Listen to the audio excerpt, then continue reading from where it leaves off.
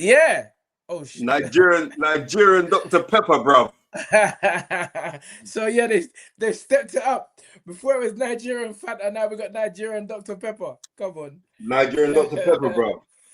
Listen, the people them are here. They're waiting. They want to know what is happening. They want to know the reactions, the post-fight reactions. Those that say they are boxing analysts, they want to know why there's certain things are being said. But ladies and gentlemen, it gives me great pleasure and an absolute honor to bring to you the next edition of The Fight Is Right. And as always, we start the show in the magical words of dream it, believe it, but most of all, become it. Coming up, you better recognize. You better recognize. You better recognize. All right, hold on. We got to do the obligatories. So big up Elliot Francis, first man in the dance. He said, no way is he allowing Chrissy Blue to beat him. You know when you queue up first? Like when there's a new deal. You know that when there's a new deal going out there. Like, nah, Elliot said, no. Chrissy Blue has been coming up front too long. I need to be at the front of the store before her today. So big up my brother, Elliot Francis, 4187. Big up the lovely Chrissy Blue 867, Skyliner the editor, always in the building, always supporting from the get-go. Philip Answer, the one and only 4568. Let me just get the old specs out. Hold on. Let me just clean them up. Let me just clean up the specs. One second. Because I do like to always pay homage for those that start. Right, let me go through Chrissy Blues there. AAV Develops is in the building. Yemi X, one and only 1797. Otai Duke, John UK, Ryan Marengo 5101, also in the building. Otai Nani, knockout artist, you're there. Everyone is it. Man's all giving donations from the jump. All right. Lady Shan, big up my sister from another mister. Big up. Let's get it right. Let's put her up front. Why isn't it not coming up? Wait. I gotta get this up. There you go. The beautiful Lady Shan, who always has an opinion. And if you ain't listening to her opinion, you ain't listening to nothing. But thank you so much for the $4.99. But $4.99 is not easy. That's a lot of peas. That's a chicken and chips times 3 nowadays. Arise. I don't know where you get chicken and chips times 3 from, but let me know. I'm getting in now. Morley's, man. Morley's is always, when we know Morley's is always there. Tight Gaza, Trigger. Alhamdulillah. No, assalamu alaikum, Uncle Spence. Miss Ringside, the lovely Anita, she's here with us. She already messaged me and said she's up. She's gonna be ringside this evening. So tight Anita, aka Miss Ringside. Guzzy, as usual, you know, Guzzy is one of the locals, one of the brothers that's always supporting us. Jay Lanks, also in the building. Come on. J.O. Barrow, or is it Job Arrow, or is it Joe Barrow? 5255. All I know is that this particular person has been with us from the jump. The lovely Becky, hey Liz, all the way in Puerto Rico. This is what I'm trying to say, Spence. This thing is global. Puerto Rico, global, Sweden, everywhere. Jamaica, type Mommy Marisha in the building with, I'm not even letting the thing go too soon. She has got such a fantastic, I call her like Javonte Davis's mom. She's gonna listen. Don't let me talk the thing too soon, but there's something great coming from that family. How about that one? Yeah, you know that. Tight Capo Boxing, the one and only. Come on, God bless uncles. It's funny that people are calling us uncles, but yeah, we got to accept it, Spence. Spencer, JRH95 says, Spencer, can't start watching that can't stop watching that first knockdown. That's obviously what that means. But anyway, old tight Sammy, Mika Mason, but too many people are C2, the Y. Hold tight, big up to you, my man. Mika Mason. Yeah, listen, we can keep going on and on and on and on. It is quite obvious that people want our opinion. The people want to, and also, if anyone wants to jump on tonight and give us an opinion on, there really is no other place to start other than the big fight last night, the main event, Anthony Joshua versus right. Let me bring up this you, yeah, Ton. Let me tell you this, yeah. I'm gonna send you I'm gonna send you Steve-O. He just left something. I call him Baby Bomac, yeah.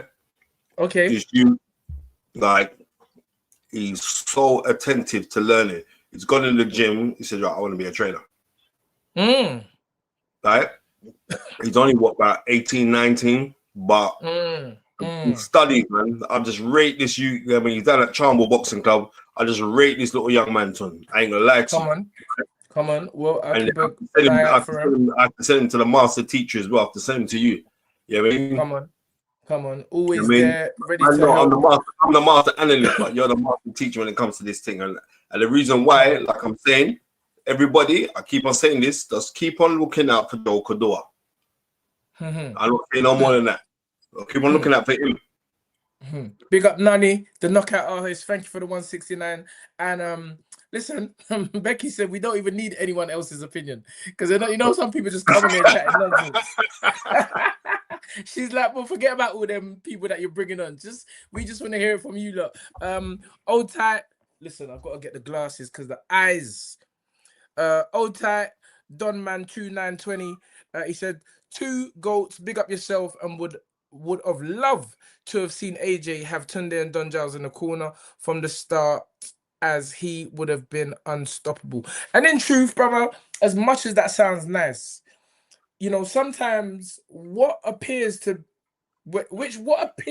others to would have seemingly worked well for a particular individual really is not that.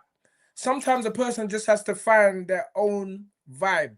You know, they say that your vibe attracts your tribe, and AJ's been someone he's looked all over the place. And I was having this discussion with someone this afternoon that it's a shame that he's had to go to the Ukraine to find, although I must say, myself, Don, Spencer Fearon, I've always been and are still there for AJ. But it's a shame that he's had to go to, not a shame, it's kind of good that he's had to go to Ukraine to find someone that generally fits with him. And I can see that Usyk has got better love for Anthony Joshua. Bro, you team praying in the changing with him. He's got pure love for Anthony Joshua. And you know what? I think for all of us, for those of us that are in support of AJ, we should be happy that he's found his resting place, so to speak. So yeah, well, thank you. What, have I got dead? You know what I mean? Maybe resting place. Resting place like he's gonna die. You know? No. In terms of in terms of, you know, finding a place where he's calm. I do love that. But anyway, Spence, I don't want to, bro. We're here to talk business, and I've seen the criticism, and actually I've been fuming because I'm like, there are so many topics tonight that we have to go through, and I'm gonna put up the link. Oh man, Manny's not here, so you know I'm the one who's controlling this thing here now.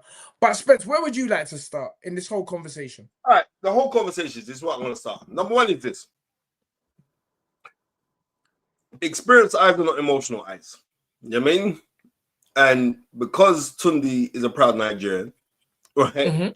And he ate Eba yesterday and was saying to himself, like, right, when he saw Anthony Joshua seemingly get knocked down and in trouble, and he was in trouble, yeah, the reason why there was no panic in my face, because everyone was saying it to me too.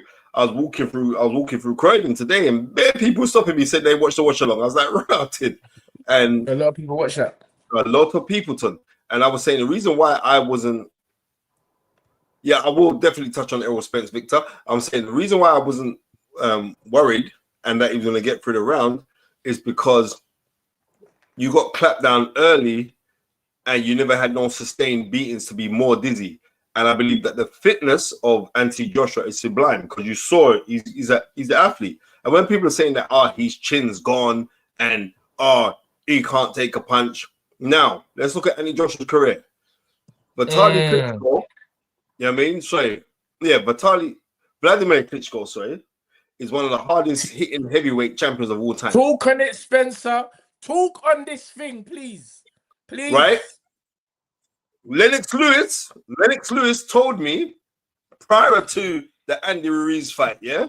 Remember that time Lennox Lewis was doing work with PBC. He said, Spence, that the brother can lick you now. Because he said that when he punch, you hear whoop, whoop, whoop. The guy can punch. The guy definitely can punch, and he set himself neatly to throw them punches to hurt Anthony Joshua. I remember Anthony Joshua got caught on a counter because Anthony Joshua just knocked him down, and then my man threw the left hook and caught him. Right? Puncher. Tundi was the one that informed me of Daniel Dubois when Tundi used to work with Daniel Dubois in the early days when he was an amateur, saying about how hard this young man hits. Right? Remember, Daniel Dubois standard as a kid was doing 500 press-ups a morning.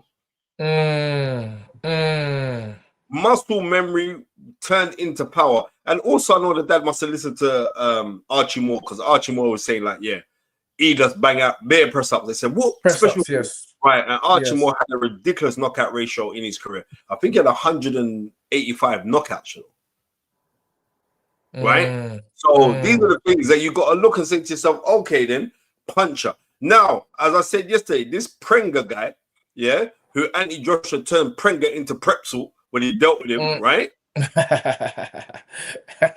Right? The man had, out of his 21 fights, 1 loss, 20 knockouts. I don't care if you're fighting the same person over and over again. People think like to get a knockout is an easy thing, right?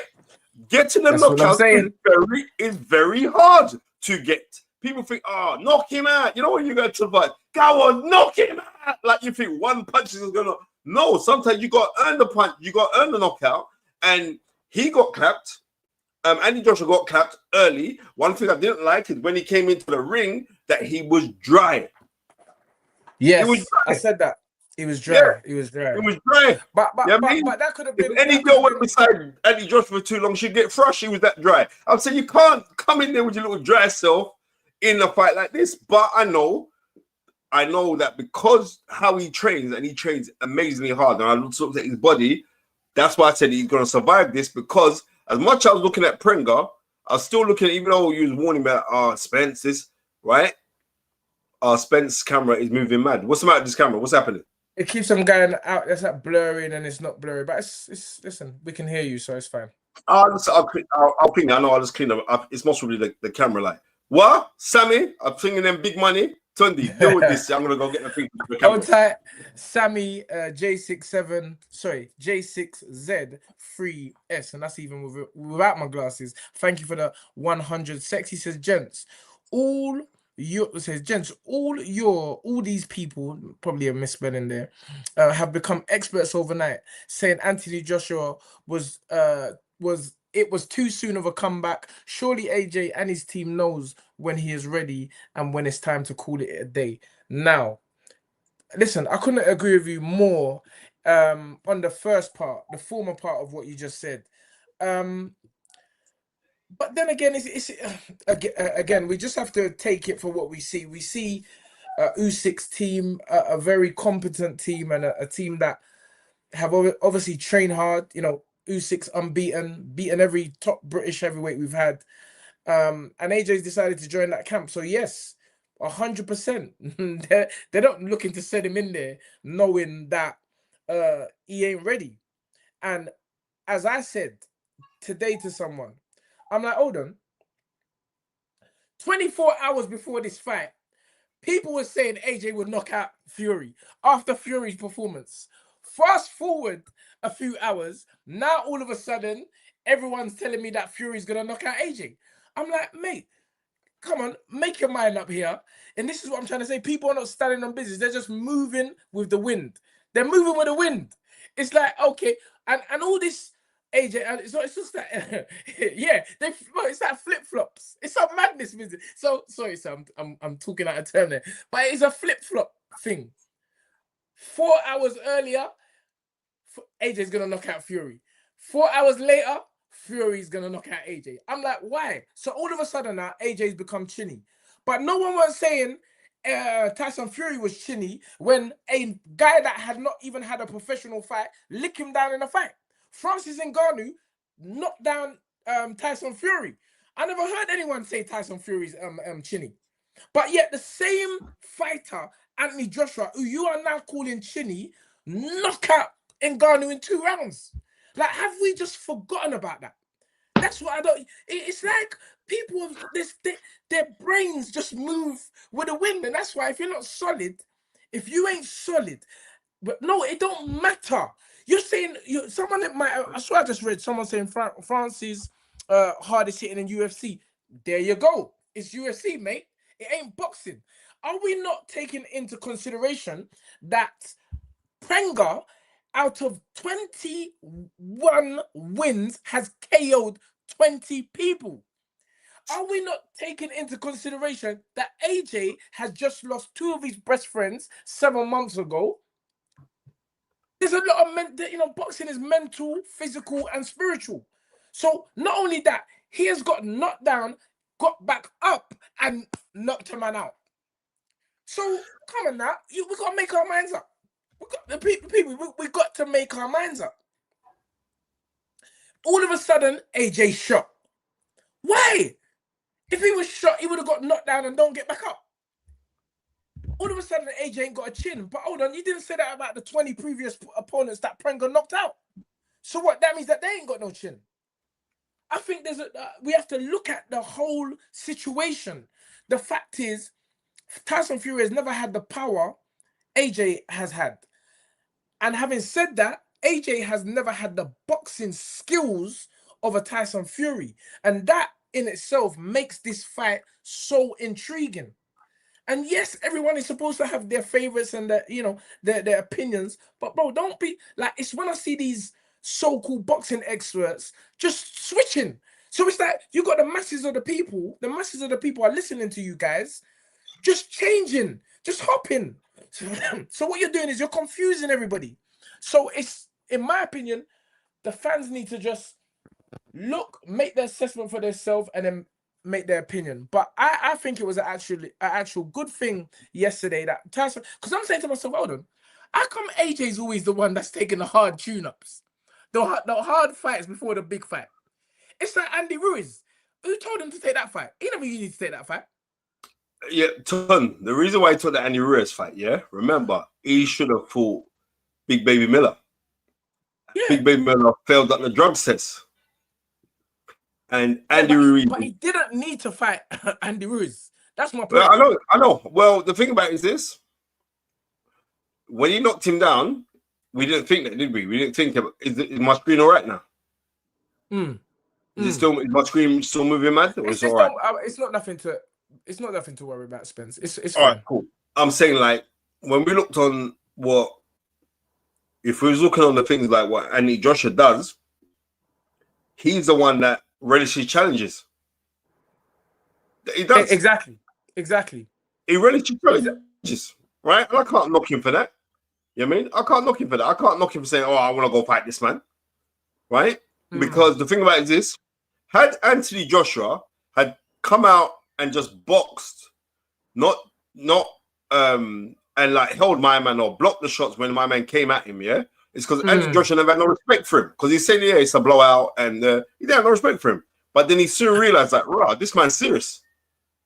I don't even think it was the fact that AJ never had respect for him. You got to remember, yeah, are we forgetting the same thing happened to Daniel Dubois when he fought Fabio? Kevin Lanara.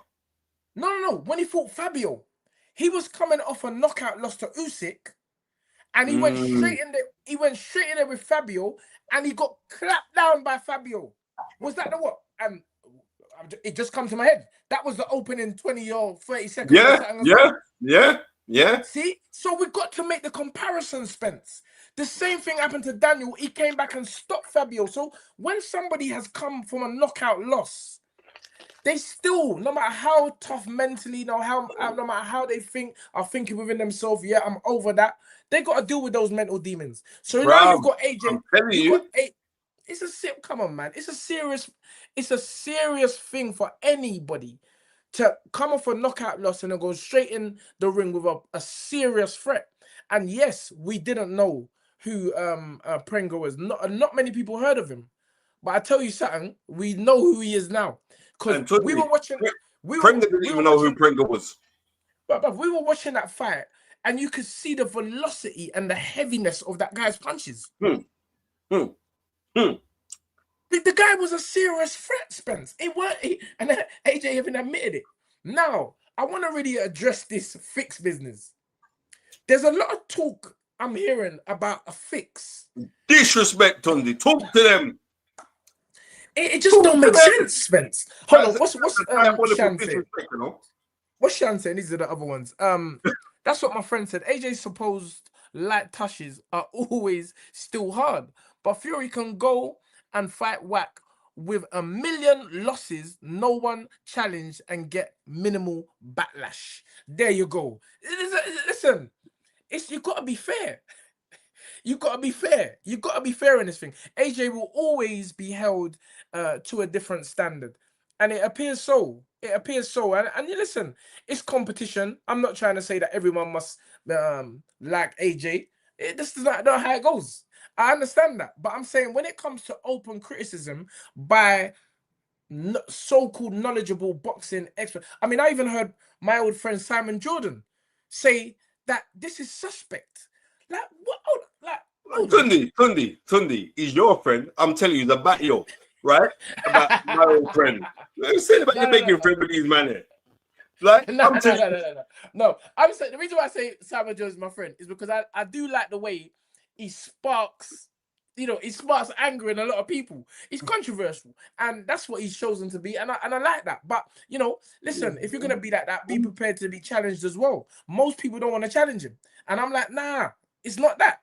You can't be saying AJ. I'm like, what? Hold on, is this Rocky? What planet are you on? Is this some Sylvester Stallone business where it's all fictional? Like, come on. Does anybody seriously think that Prenga was paid money to take those heavy Eba, Egusi, and pounded yam left hook, right hooks? That he willingly took those punches? Is that what somebody's trying to force into my head, as a Nigerian would say? You're trying to force that opinion into my head. No, it was not a fix. Just like everyone thought AJ against Jake Paul was going to be a fix. Yeah, AJ fixed his jaw. That's what AJ done. AJ will be the worst man to try and fix something with. Because AJ, once he gets in the ring, he just turns into someone different.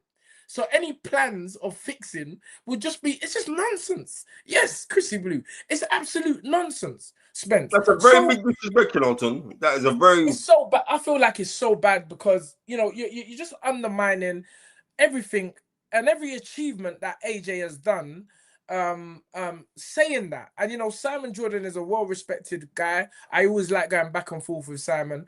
It's fun, but there's a lot of people there that respect him. So when you're saying things like that, I think that you're putting something out there which you get people start believing that and I see some memes today, Turkey out shaking the corner, whispering. Yeah, I see that. That's quite funny. I'm like, come on, man. Why would you do that? It's nonsense. It's a fight. Now, who wins this fight, Spence? That's what I want to know. Who actually wins this fight? Tundi, I don't rightly know. Yes. Right? I don't rightly know. But what I am saying is, don't be fooled by what you saw Anthony Joshua go through and how disgusting. Hold on. I have to. Sorry. Let me just readjust. Yeah. When someone says it was weird, he stopped throwing punches. All right, my friend, game. I want you to take a jab, not even a hook from AJ, yeah? Just a jab in your nostrils, yeah? One jab in your nostrils, and let me see if you start thinking about, shall I throw a punch or shall I not throw a punch? It's like, this is fight. But have you seen AJ? Sunday, let me tell you this now. Go ahead, the breeze of Anthony Joshua's punches will knock out most man on this thing. The breeze will lick it. The breeze of his punches will knock out man. We'll lick it to the side. I want you to go and watch AJ's knockout highlight reel. It's incredible. It's devastating. It's devastating. So the reason he stopped punching is because he didn't want to continue to take punches. That's why he stopped punching, mate. Not because it was a fix. Not because it was a fix. It's because he knew that AJ was still... He hit AJ down twice. And AJ, for some reason, still had a smile on his face. He was still smirking. So it's one of them analogies. Like, are you scared of the man that says he's gonna kill you, or are you scared of the man who's just smiling at you in your face? That's gonna kill you anyway. That's what it is at AJ. AJ just smiling at you, like, bro, I don't care if you hit me down. I'm gonna get you.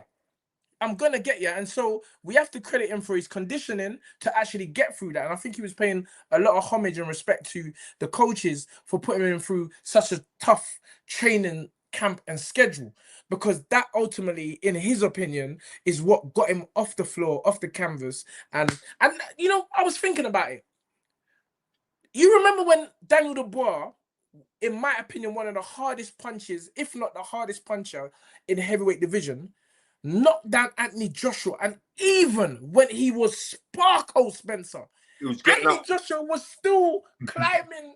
He was still climbing to get up. That is resilience, Spence. That ain't boxing skill.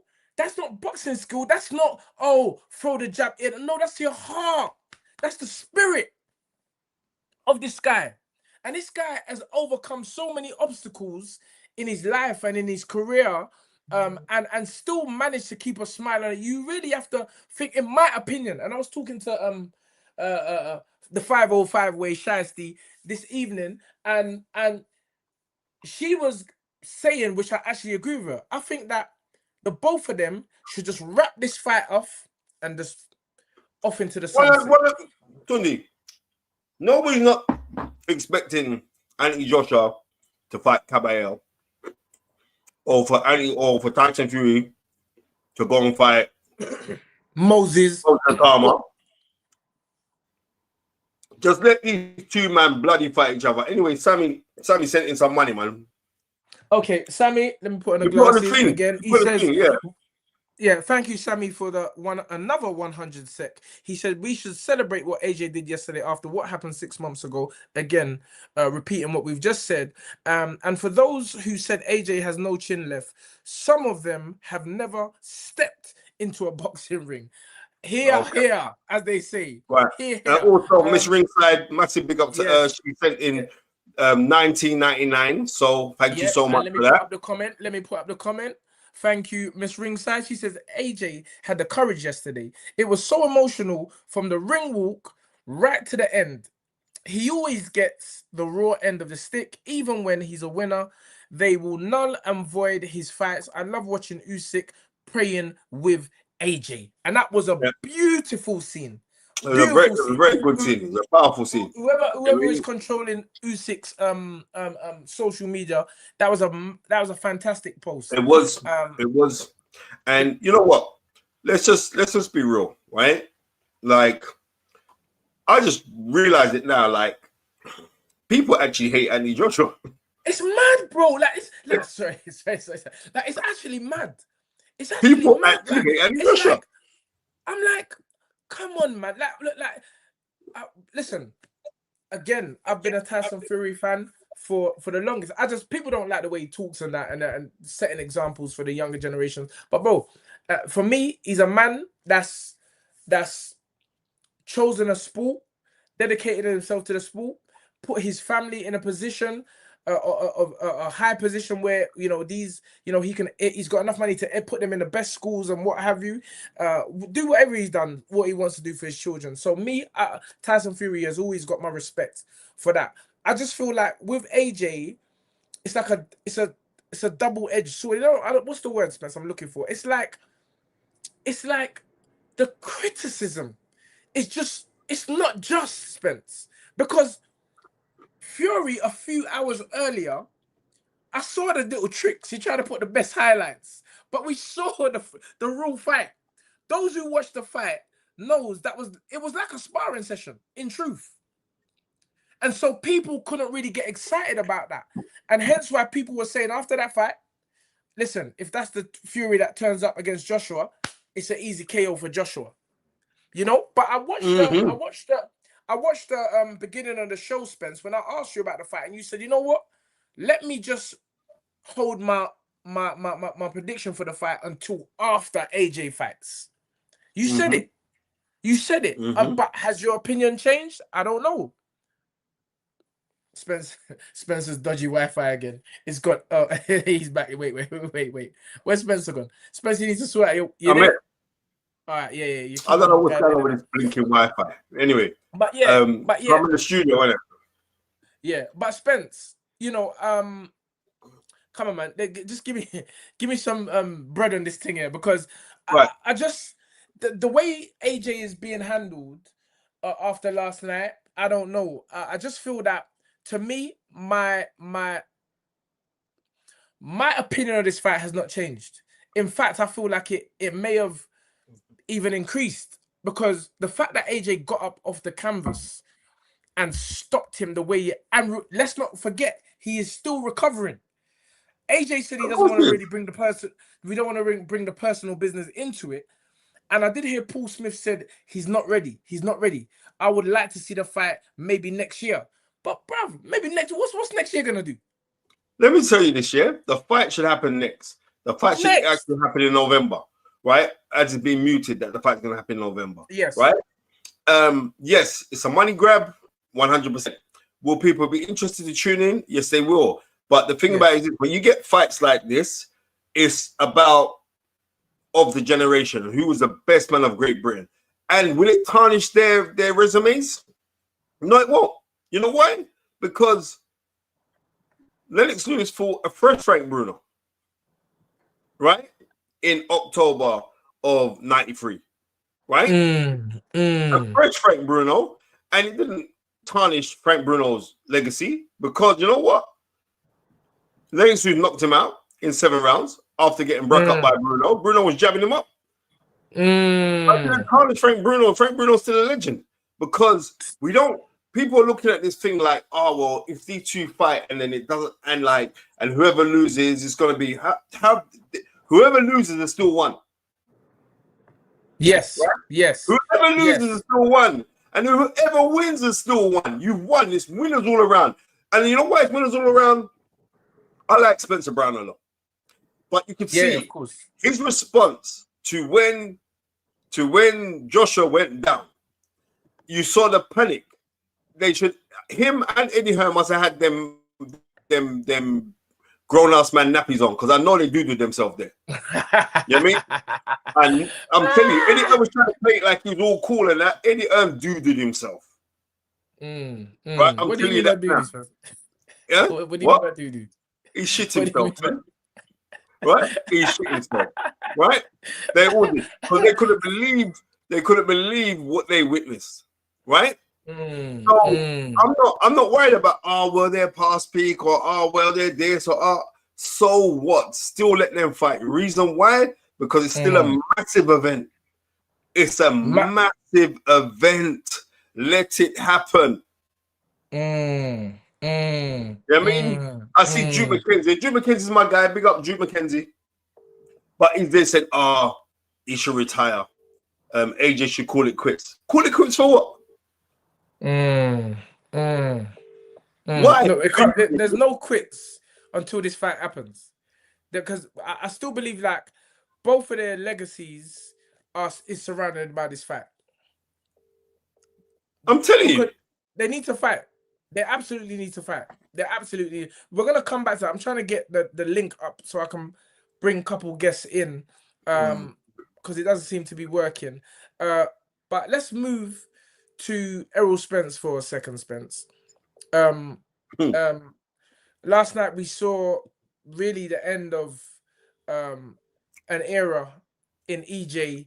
I sensed it. I said it before. He just didn't look the same Errol on the pads in the build up to the fight. And we saw last night it was good right from the off, really. From the off, his balance was off. From the first round, he took a shot, and all those shots were just getting through. And he made Tim Tszyu look good yesterday, to be honest, because after the 5th round, EJ stopped punching. You know what? I'm gonna be real to him. They should have stopped that fight. Around the corner should have stopped that. The corner should have stopped the fight around. I think it was all on the group, and I was like, nah, this 1 or 2 more rounds. I think that was around 6 or 7, but really, from 6 or 7, they should have pulled that fight. Tony was done. You know what? Because as you know, in boxing, it's those last rounds. Even though he survived the whole 12, the damage which was caused in those final rounds could be detrimental to him, Spence. Oh, sorry, big question in here from Joey. Thank you for the £20. It's sad how big fights get delayed till the dud fight in the terms of ability. Floyd, Pacquiao, Khan, Brook, Fury, AJ Fury. I'm gonna need my glasses, bro. Imagine. Right, he said that the big fights get delayed. Wait, I'll read it. He said it's sad that the big fights get delayed till it's a dud fight in terms of ability. Floyd, Pacquiao, Khan, Brook, AJ Fury. Imagine Roger, DJ, Dog and Nadal only rolled the dice in charity games. Ngannou and Paul fights played a part in the AJ Fury slide. Not in the box. I don't think so. They did. I don't think so. And the reason why I don't think so, I think because according to AJ, he's been winning this fight for so long. He signed the fight. Listen, in negotiations, which none of us see, we never really know who's telling the truth. But according to AJ, he's been there so many times. Hence why he refused to stand up when Fury fought Magnumov. And I said, no, until this fight is signed, nothing ain't going on. The fight is signed now, and Spence, forgive me, but why am I hearing stories like the fight ain't going to be next? Don't say that, Tundi. No, that's what I'm hearing. Tundi, please, I beg. Don't say it. Don't wind me up on Sunday. I'm just being honest. That's what I'm hearing. Don't wind me up on Sunday, Tundi. I'm being like, please, the fight is right. Are you hearing the same thing? The way they're talking, even Fury said it. Well, if this fight happens, I'm not too sure if the fight happens. I'm like, hold on. Both of you guys have signed for this fight. And again, AJ said it. He said there was a lot on the line yesterday. Fury done his bit the day before. It was imperative that I done my bit. He done his bit, so we got, he said I was it was a big fight.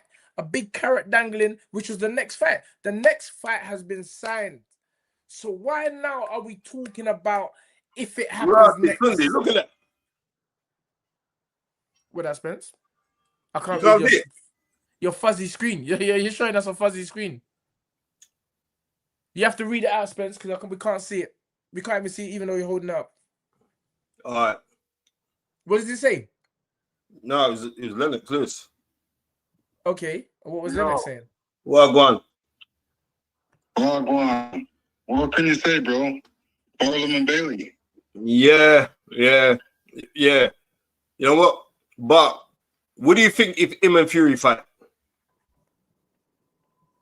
Well, I don't know if I said already, man. He's not ready for the ring right now, isn't he? You can tell that, but I mean, you know what's gonna happen. Yeah. I like our guy for the power, but for the boxing, you know what I mean? And that's what he's been keeping himself warmed up to do. All he's been doing is rounds boxing. My guy can't do you can't do 7 with a YouTuber and then 1 with a nobody. To really go in there, you know what I mean? So I'm like, that's how they want to do it, bro. You know what I mean? That's history. Yeah. Different people, like, look at what you're gonna be known for. With all the rewards you're gonna get, and you're out there, and you're saying what you're saying. The only thing you have to worry about is fucking history is there, bro. Everything is there in front of you. Everybody can look it up. It's right there. You know what I mean? Well, you know what? Yeah. You're still gonna go down as one of the greatest heavyweights of all time, right? Mm-hmm. And when you retired against Klitschko, you came out at the right time. Yeah. Right? And sometimes you just got to know when to leave the stage, innit? But what I'm saying is the amount of abuse that Anthony Joshua's getting right now, I'm saying it's uncalled for. And I'm going to explain to you why, yeah? Before I go back to finish up the show. Right? The reason why I'm saying it's uncalled for is because he's come from a massive tragedy, right? Of losing your brethren, right? And he's gone back into the ring where you can see he's fighting those demons. Like, what would you, in your experience of being one of the greatest heavyweights of all time, how would you have run it for him if you was advising him? Good. That's something that you're gonna have to pay for, bro. Because when I'm giving advice out there, and the way how I would do it, it's like, that's the way I would do it. Other people have different reasons for doing what they're doing, right? And those reasons come on them. Whether it's if it's money, if it's glory. If you don't want it, it's all shown. Boxing is a real sport like that. It shows everything. It shows when you're tired, when you're hurt, and it also shows that you don't want to fight this man, or everybody knows Anthony Joshua's already said it. He's out there for the money, so this is the way for him to get the money, and that's his time, his show, his life. If he wants to play that life, that's his prerogative, and that's what he's doing. So when we look at that, we're looking at it and saying, man, this and that. Boy, he's doing what he's doing. He's to me, he's hustling. Yeah? But did you see Fury fight? Yeah. What did you think of the Fury fight? Fury's just keep him busy. Just keep him busy knocking out some rounds. He's doing the right thing. He's doing the right thing for me. You know what I mean? You can't. If you're saying that you're gonna do this is what you're saying you're gonna do. You're gonna box a YouTuber. Then I can see he sees where that's rewarding for him. So he's trying to keep with that type of line. Now there's a fight out there for him, which is Tyson Fury. Everybody's pushing him into this. He's not pushing himself into it. He doesn't care if he has it or not. But everybody's saying, yo, bro, there's so much money and there's so much money and there's so much money in there. My guy's fighting demons and he's fighting the green demon as well. So Lennox, good evening, sir. Yes, brother. So it's like he's continuing to do. This is what he wants to do in his life. Even if he wants to be a movie star after this, that's what he wants to do. We have no say in what he wants to do or how he's playing out his life. You know what I mean? We're just sitting back observing and saying, okay, I saw. You know what I mean? We can't really put him down for it or whatever. That's what he wants to do. Yeah. Everybody has their life to live, and it's how they choose to live it. Me, I say, what am I going to leave when I leave this life? What have I left? That's what I say to myself. So I'm still creating that. So, Spence. But you know what? I still think that he done very good yesterday because he got knocked down. He's come from massive. I mean, the mental demons that must be there. So I give him all the credit in the world for getting knocked down, getting up, finding a way to win, and dusting out the man. You know what I mean? Because it could have gone a whole different way. He could have got knocked out. He never. He said, all right, okay, psych that, and boom, he banged out the brother. And let's hope now, I'm saying it real. I want him to fight Tyson Fury next. I don't want no way in or no this. I just want him to fight Tyson Fury next, right? Because even though you're saying Tyson Fury got the rounds out, but Tyson Fury didn't impress me neither. You know what I mean? And I'm telling you this now, Lennox, I'm telling you this, Anthony Joshua did impress me simply because, like what Les Brown says, when life knocks you down, try and land on your back, because if you can look up, you can get up. And he did that. That is it. And I wish to you nothing but the best, bro. You know what I mean? And like, you see, like with you, was that Anthony Joshua himself, or what was that in the ring?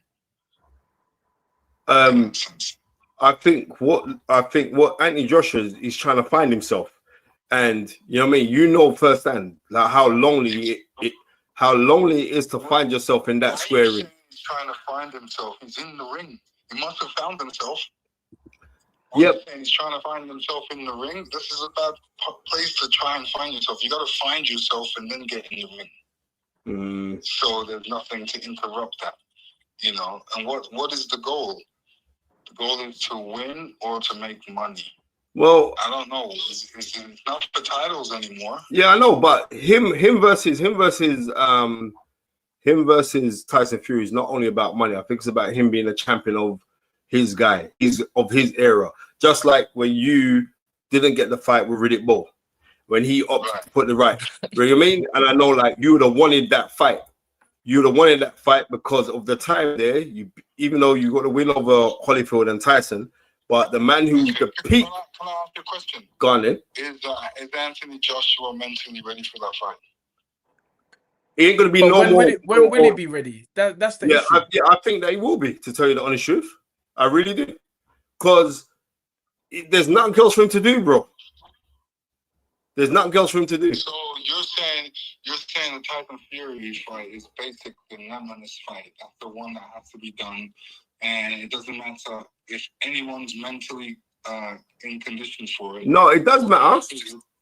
Okay. It does matter if anybody's. It does matter, right? But what I'm trying to say to you, this is also a business. I realize this is also a business, right? And as much as we turn around and say, "All right, are you fighting for legacy or are you fighting for money?" And we realize at the end of the day, legacy don't pay bills, right?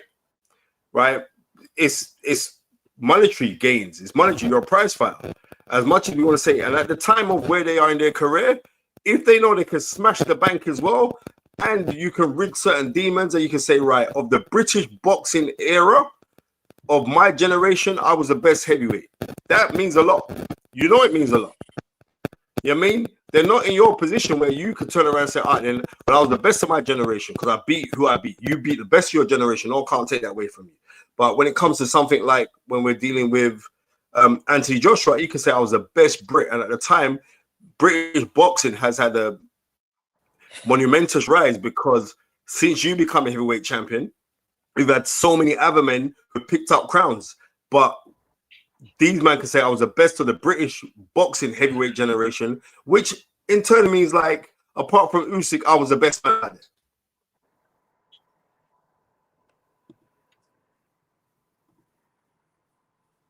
You know what I mean? That's how I see it anyway. You know what I mean? And on that note, my friend. Listen.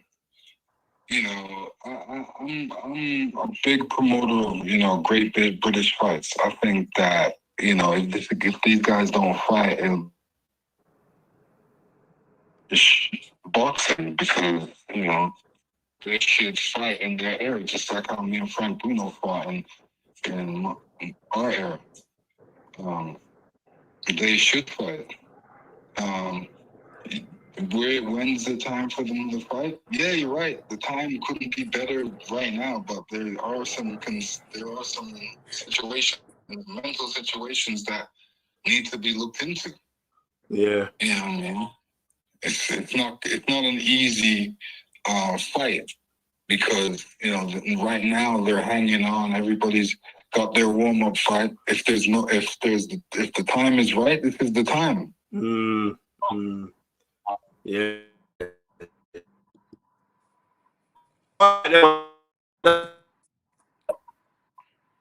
All right. Big up yourself. Later.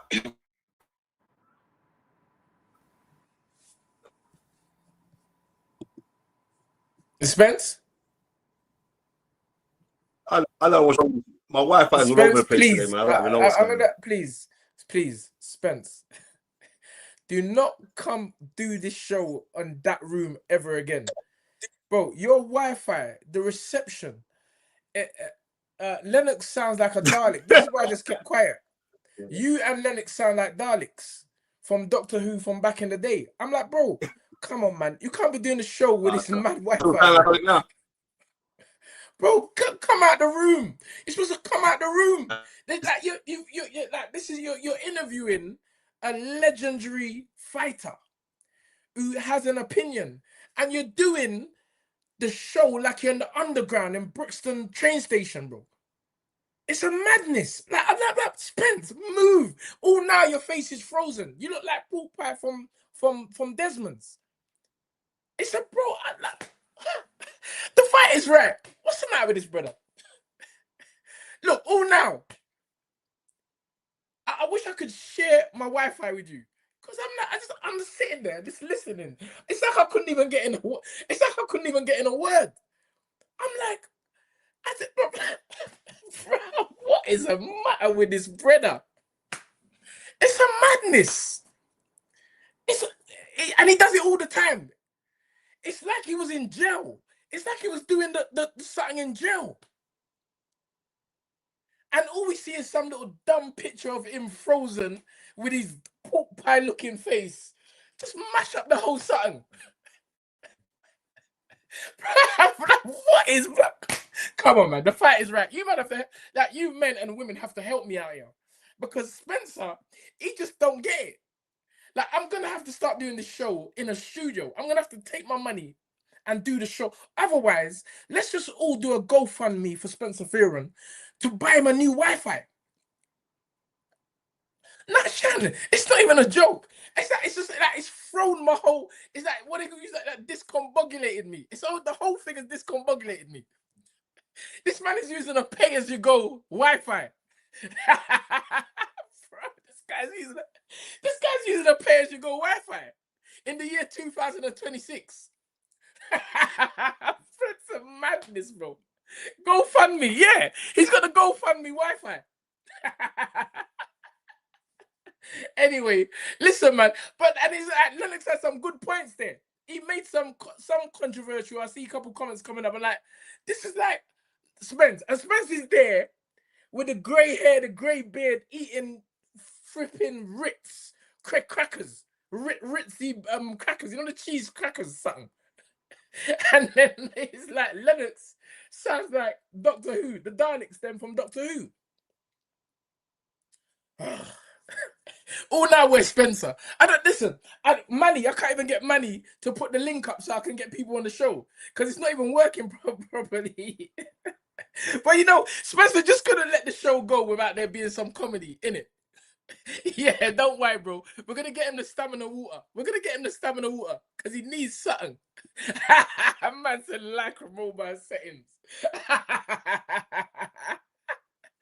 Like we couldn't get 2 in a row. We had a supersonic show yesterday. So we had such a supersonic show yesterday. Spencer had to ruin it today. We were just on a good conversation. Then the man logged it, and he had the cheek to phone Lennox with that kind of Wi-Fi.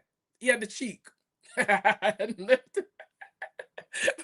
Chan, he had the cheek to phone Lennox with a Wi-Fi that he bought down Shumat Road, Peckham. Shumat Road. Those who know about Peckham know about Shumat Road. You got every nationality on that market strip selling lacrimobile, all kind of African Wi-Fi, everything. That's what Spencer done. That's what he done. You know about Shumat Road. Bro, Bellingham Road. Bellingham Road is a different level now. Anyway, can we get back to the conversation? Where is Spencer? I gotta phone him. Spencer always has to put a spanner in the works. It was going so well. It was good. You know, I know Spencer. He's moved to another room because Spencer don't like getting cussed live on air. But you know I am already. You know I am already. I'm calling a spade as I see it. It's just even thrown the whole conversation. Anyway, I'm gonna try and keep it. Spencer's now not picking up his phone. This is why you can't beat the Fight Is Right. You absolutely can't beat the Fight Is Right. I need to get the link up. If I can get the link up, then I can invite guests on that probably can help me while Spencer is acting a particular way. Oh, I've got an idea. Let me email myself. Sorry, people. This is the unprofessionalism. Yeah, Spencer's not even answering the phone now. Bro, so where are you then? I'm back in 1 second. I have to go move out the room because it like we weren't connected. No, but that's what you should. Well, anyway, let me not argue about it. But that's what you should have done from the beginning, Spence. The Fight Is Right. Spencer said that he's moved to the other room to get the Wi-Fi connection. But in the meantime, I'm trying to copy and paste this link so I can actually put it in the description bar so we can get some people actually following the show. And this is what happens when you get two uncles trying to run the thing. Anyway, wait. This is so funny. This is so funny. Wait, where's Spencer? Come on, Spence. We're waiting for you to come back in. Spencer must know that he's getting cussed left, right, and center. My goodness gracious. Yeah, new layout. Spencer. Well, just bear with us a few minutes. In the meantime, let's talk about Hamza Shiraz. Hamza Shiraz fought last night. It was an under par performance, but now they've set him up with the other super middleweight that was on the bill, who looked quite good. I think if Hamza is on his P's and Q's the way we all expected him to be last night, then I feel like he would deal with that guy quite comfortably. But Hamza said there was no injury. And that's really what kind of raised my eyebrows. Because if there was no injury and you was kind of flat last night, is it Hamza's already outgrown the 168 division? Because I look at Hamza and I say, this guy could even move up to cruiserweight. He's that big. Man saying bailiffs come for his Wi-Fi. No, 100%. Yeah. Again, Silver has said Hamza was so underwhelming. And I agree.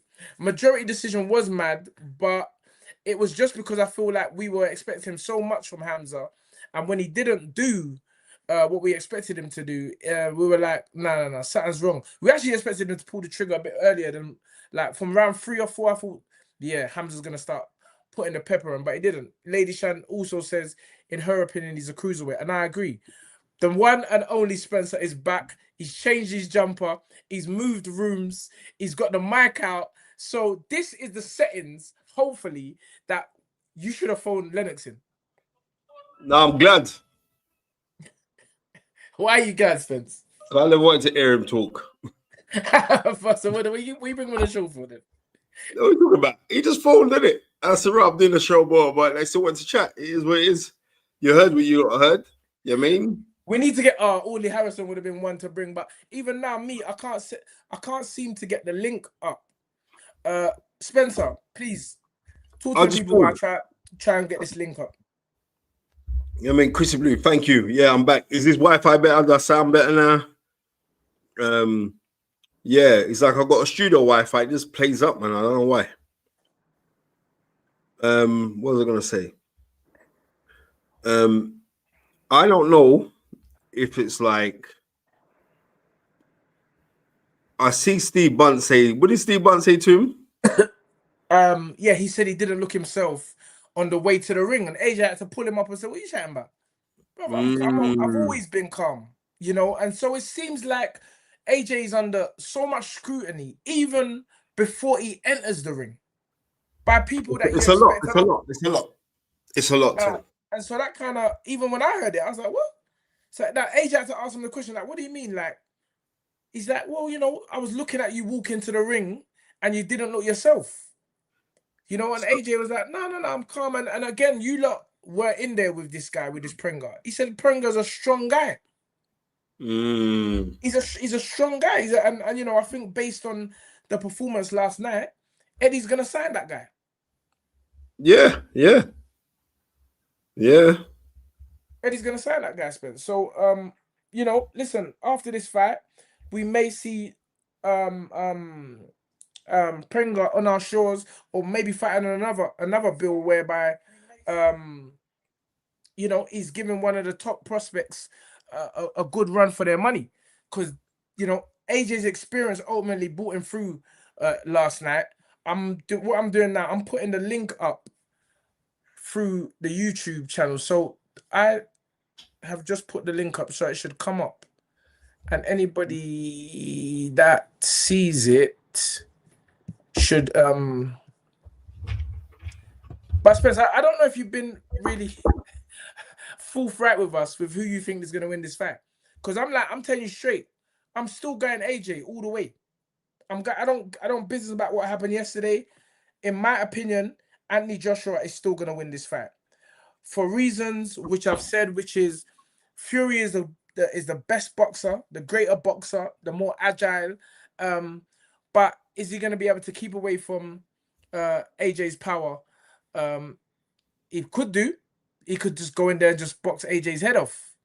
But I don't want this flippy flopping, tippy tapping opinions. I'm like, tell us, in your opinion, and there's nothing wrong with being wrong.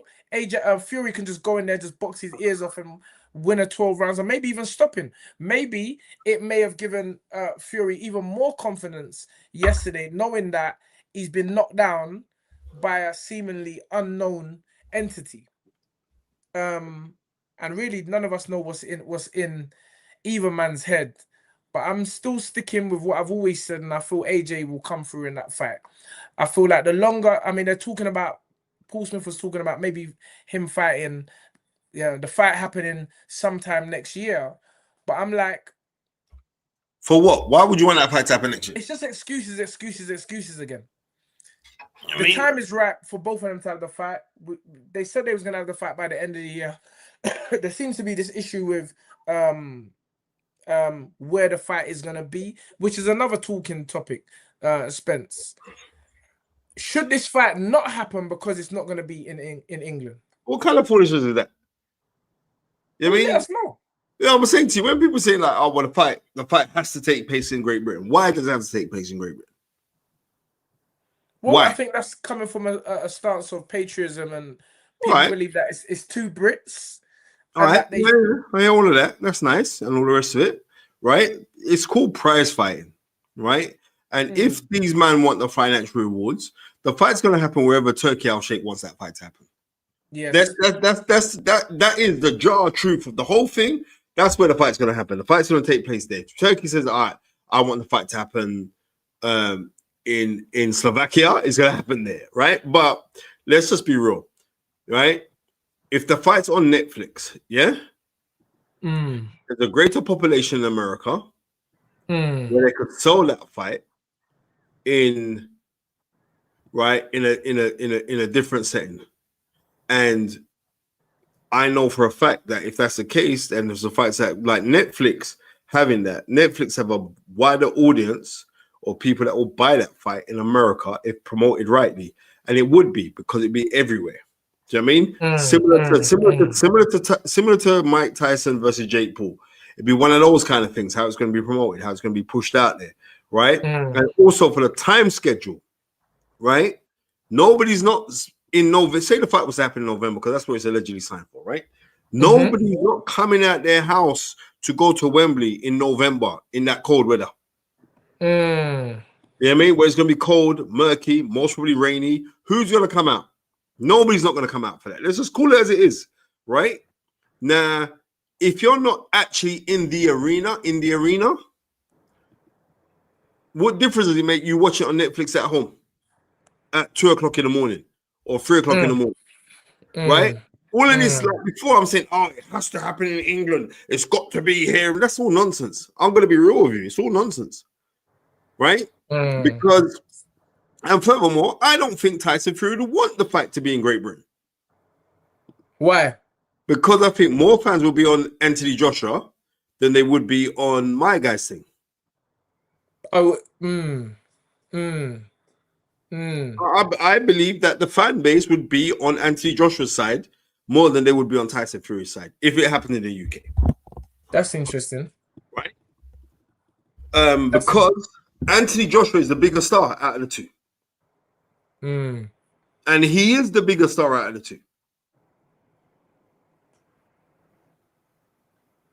Because I know for a fact Anthony Joshua got paid last night a lot of money to fight Prenga. Tyson Fury had a glorified sparring exhibition. He gave the money to charity, according to the report. No, that's a beautiful thing to do. Whatever he raised on that. Yeah, I mean, I don't know what he raised on that, but he gave the money to charity. That's a good thing. But let's just be real to him. Who's the bigger star? Oh, it's definitely AJ. I mean, reports say that AJ got 18 million and and Prenga got 1M. Well, Prenga's good. He's in Albania. He can buy all the horses he wants. He's good. I mean, he can buy a little farm. He's good. Live like little house on the prairie. He's good. Thank you, Jim Smith, for the £5. He said heavyweights are aesthetically awkward. They don't have the skill, movement, speed, or tactical brilliance of the lighter weight fighters. Well, I think Usyk might have something to say about that, Jim, because he's definitely a technical, brilliant fighter coming up from the lighter weight of cruiserweight, which really the cruiserweights are heavyweight, which is yesteryear's heavyweights. So, and Tyson Fury is very skillful. Very skillful. Tyson Fury is very, very skillful. So that's not always the case, but I get it. Young Moses Atalma appears to have brilliant skill set along with power. So it's not the same. And sometimes it depends. You know, you have fighters, heavyweights that just do the basics well, which makes them good fighters. And then you have every so often guys that do the spectacular, which makes them great. And that's why Alexander Usyk falls into that category. Other than that, most of them are just, as you said, awkward or big. Lennox Lewis was a very technical fighter. Some would say basic fish and chips, but boy, that basic fish and chips. It wasn't basic though. It wasn't even basic. Early Lennox was even better, in my opinion. It was. In terms of skill. Otat Sammy, much clearer picture of you, Spencer, on the live stream. Yep, that's Thank because I come out that studio. That's why. Why isn't Money answering this call? Anyway, videos. What's that? It's left my screen.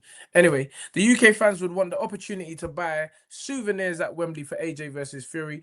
But yes, Spence, that murky cold weather in November down Wembley will be freezing and possibly raining as well. So right. Yeah. Who wants to come out to that? I'm gonna be real with you. Who on earth? Well, yeah, I mean, you know, like if they have that fight in November in Vegas, right? Yes. We can make a big deal of it. Like we're going out to Vegas, go watch this and and everything else. And you make it the deal that it is. I'm just gonna be real. All of this should happen in Great Britain. It should happen in Great Britain. I get it, right? But these men are global stars. Yeah, that's what we got. We got to realize because they're global stars. And the money's a lot different now, Spence. The money's a lot different. Exactly. And anybody who you can understand that, right? Me personally, how things are now and the accessibility, especially throughout how things are on with social media or with the net or what things you can download, what things you can watch. To me, I don't care where it happens. I just want to see it happening. Mm. Spence, what is next, or what? I mean, what we know what's next, but again, going back to the Errol Spence situation, how did you see that play out last night, and was it what you expected? Well, Ton, I'm glad you asked the question to the public because you know what we were saying. I said he's going to get broke up. Me and Tundi said that already. So I don't know why Tundi, but it's just, we knew Errol Spence was going to lose. 100%. You know what I mean? Right? You've had 3 years out, and it's mad how quickly the 3 years have gone since the fight that you had against Bud Crawford. But you've had them 3 years out. You're not the same fighter. You can't be the same fighter. And I knew it was even worse when I saw you had that big tick dreadlock thing at the back of your head. the ponytail. That weren't no ponytail. That like a doo-doo tail. What's the matter with you? It did, man. No, I mean, even from the build-up to the fight, I saw that Errol, the way that he was talking was in a sense that this fight was really the last money grab, a big money grab, 8 million reportedly, that was gonna really, ride him off into the sunset, give his family even more security. But one thing I said while we was watching that fight, we was all in the group, the WhatsApp group, and I said one thing: Errol trained for that fight. Trained for that fight because there was no way he would be able to absorb that kind of punishment if he didn't train for that fight. So he definitely gave it his all for that last, hurrah. But is it a sad way to go out? Australia, I don't know. I mean, getting 12 million according to Lady Shan is not a bad way to go out. But as Lennox said, one thing I caught of Lennox is there has to be a stage where you have to think about, what you're doing this thing for? Is it just money totally, or are you actually concerned about your health? And touching on what Lennox has said, I know we've gone back to AJ now. I think that was the concern. He's like, the people around him actually looking out for his health and his well-being? It is, but it's like I was telling someone today. But these are warriors. Warriors are going out on their shield or their back. A lot of people to this day feel that Derek Chisora should have packed it in time ago. But Derek ain't looking to go nowhere. No, he's not. Derek wants to get bust up. And that's the truth. So AJ, I mean, it's just the decisions what he's making because he's on he's in such a spotlight. That's the scrutiny. And AJ sometimes, because he jokes, AJ's he's like a and this is what makes him so, likable, because he's such a down-to-earth fellow. When he's not swinging or throwing leather, people are now looking at that like he's mad. You understand what I'm saying? But he actually he's being a local lad, in my opinion. I don't know, you don't know, and nobody on the Fight Is Right watching, listening now knows what's actually going on in his head. Only the people that are the closest to him could make a full assessment of, is he acting strange? But I don't know. He looks cut. I mean, he looks cut. He's been doing a few funny things in the ring, but he never used to laugh when he clapped man out. He used to just walk back to the corner calm. But now I'm seeing this little smile and giggle. Man saying, bro, he's moving kind of mad. But I don't know, Spence. It may just be his way of dealing with things. But I'm still standing by my guy. I still feel that whatever the situation is, he should have this last fight with Tyson Fury. And listen, the book can be shut for both of them. I don't feel Tyson Fury will feel that his career there's no icing on the cake until he fights AJ. Spence, I need to charge the laptop, so let me just cut the screen for 1 second. I'm still going to be here, but I'm just going to cut the screen. All right, cool. And get a charger. That's probably going to get a charger. I think that people should push just to see this fight. You know what I mean? And that's it. Oh, Jimmy Smith, you're saying Rolly versus Teofimo. Any interest? Yeah, that's a good fight, That is a good fight. because Rolly's on that trajectory right now. He holds a version of the world title, and Teofimo needs to redeem himself after that performance that he put in against Shakur Stevenson. So I would greatly consider to want to watch that fight. I think that'd be a good fight. I think it'd be a very entertaining fight. And the thing about it is like the build up for that fight will be excellent. Lady Shan, you really think that he'll clap him out? Oh, you hope Rolly claps him out. Yeah. You know what I mean? But still a good fight, and a fight that I wouldn't mind. I mean, it's made now, isn't it? So yeah, I'm looking forward to watching that fight. Jim Smith saying Ben Garcia will be good. I don't disagree with you on that fight. And a lot of people are writing off Conor Benn, viciously writing him off. And I'm not writing him off, you know. I'm gonna be real. I'm not writing off Conor Benn one bit, because I'm telling you now, I don't trust Ryan Garcia. I'm telling you the truth. I don't trust him, Tun. I don't trust him one bit. I don't trust him. Connor's definitely up against it. I'm gonna back Connor, but he's entered the big boy league now.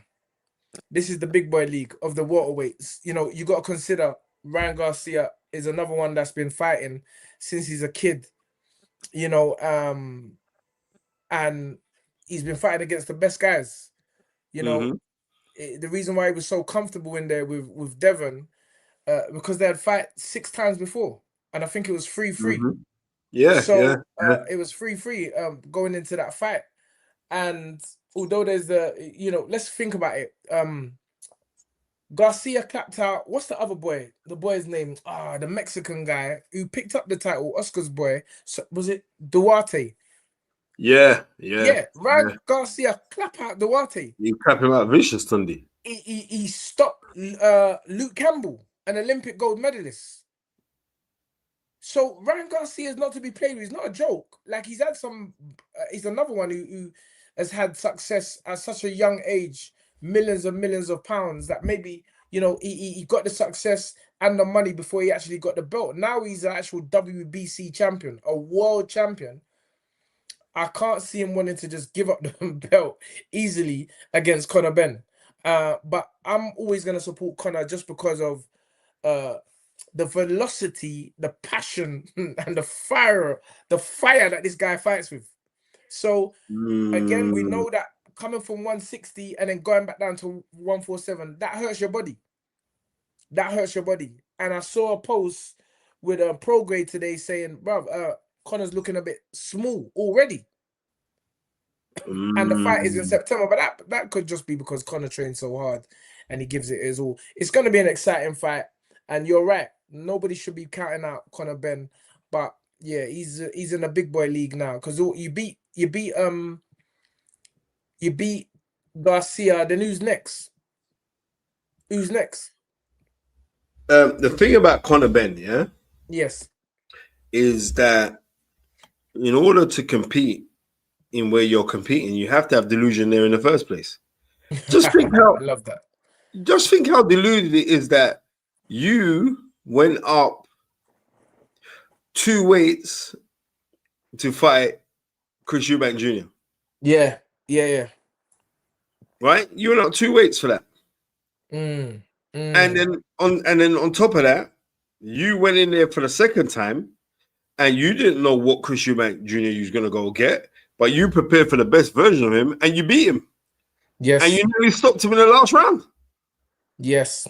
So you need that. You like I'm saying, Conor Benn is delusion, right? And because he's so delusional, he gets results. And not only that, Conor's looking to stick it on, man.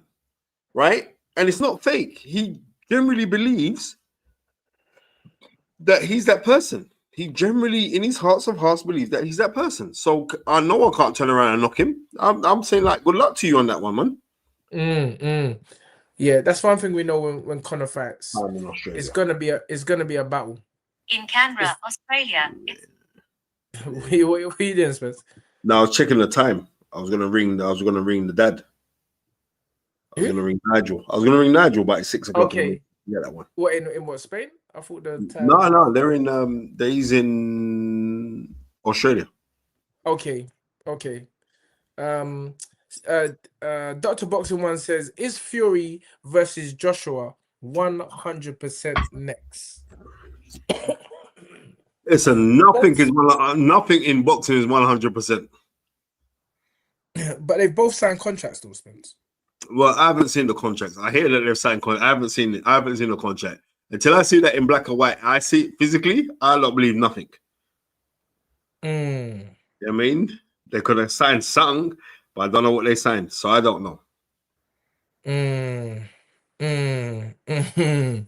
It's such a shame that I can't get the link up, because I'm sure there's people that would have come on here tonight. I've tried to phone Manny. Well, again, going back to that question, Spence, Eddie Hearn did say today or yesterday that they've got nothing else to do. There's nothing else to do. The contract's been signed by AJ, by Fury, and now it's just the site issue. And as we've said, I can't see. I'm just reading a comment as I'm talking. Some people, yeah. I can't see why the fight shouldn't happen. Brickhouse Capital said, if Conor Benn fought a healthy and fully hydrated Eubank Jr., he would have got clapped back to Australia without the blonde wig. Well, listen, we can say that, but ultimately, Conor done a good number on Eubanks, and Eubanks ain't fought till now. So he's due to fight in Africa, you know? Nigeria, yeah, I've been told. Yeah.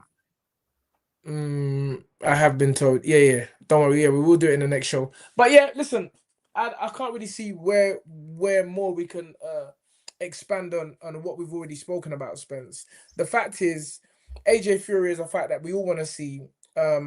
Everyone's opinions. I think the fight after last night, the fight got that more intriguing, and people having an opinion, and ultimately that's what we want.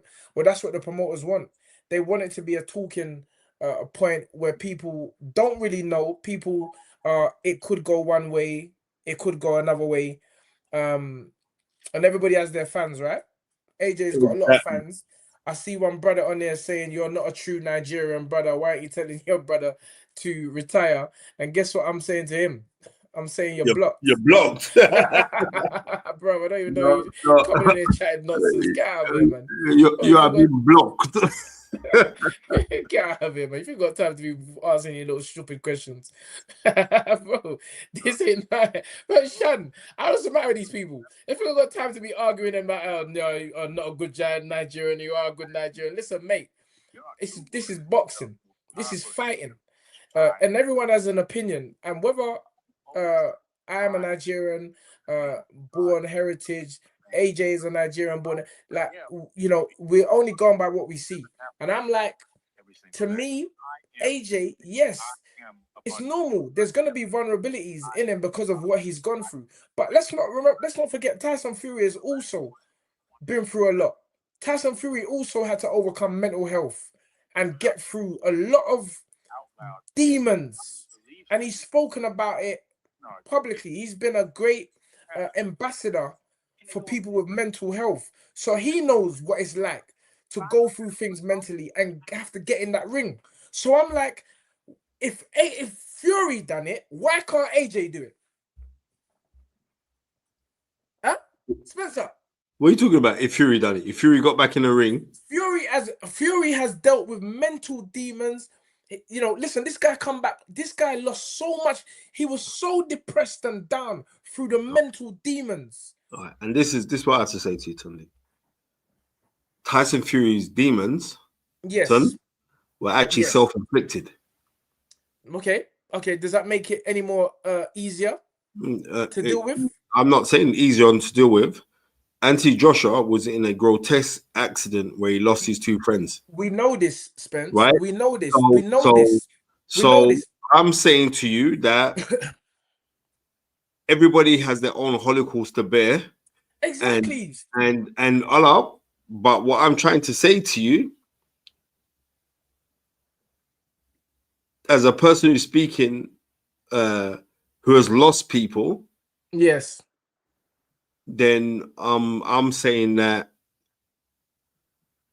the points. Thank you very much. Of course, I'm right.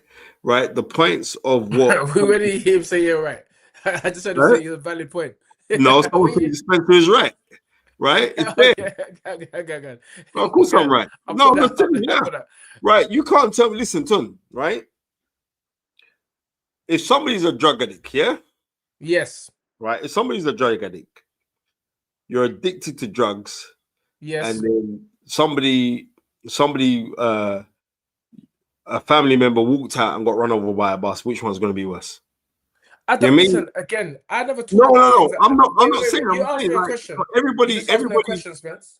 Go on. You just asked me a question. All right. I personally don't know which one is lesser than the other. What I'm saying is, as an individual, whoever it is, and whatever they're going through, that they have to go through it. Far be it from me to say my one is more inflicting than your one. I can't say that. Listen to me. I prefer to go through Tyson Fury's drama than to go through what AJ went through. Well, that's your opinion. And you know why? Do you know why? You know why? Because if it's been self-inflicted, I can stop myself from doing it. Right? You hear what you just said? Yourself. Yeah. If it's self-inflicted, right? And I just said, so he's saying that he suffered, right? Right. Yeah. So right? AJ is dealing with issues from outside of himself. He has to deal with the mental effect of losing two people that's close to him. Now, I'm saying, and again, I'm not. This is to show you that I'm not backing one man because of the landmass of where he comes from. What I'm saying is, Tyson Fury also has been through things that can make a man top themselves. Spence. Totally. I'm not turning around and knocking anything that Tyson Fury's got. I'm just speaking and saying, like, right. Les Brown always said, if there is no enemy within, the enemy outside can do you no harm. Right? What Tyson Fury's gone through was bad because he was talking about repeat that. No, you're not gonna just slide that one and let me. I'm not saying that. I'm saying if there is wait. If there is no enemy within, I'm gonna say it again. Then, yeah, please. If there is, wait. Please let me hear it, please. I don't want to be doing it when you're arguing. I just want to hear I'm it. not arguing. The great Les Brown, one of the greatest motivation speakers of all time, says, "If there is no enemy within, the enemy outside can do you no harm." Right. So I'm trying to work out how that pertains to AJ and losing his friends. No. It's not pertaining to AJ. I'm saying it's pertaining to Tyson Fury, that he had inner demons that he had to exorcise. Right. So when you're saying like, you said like, oh well, people saying like Tyson Fury hasn't had these things that he's been through.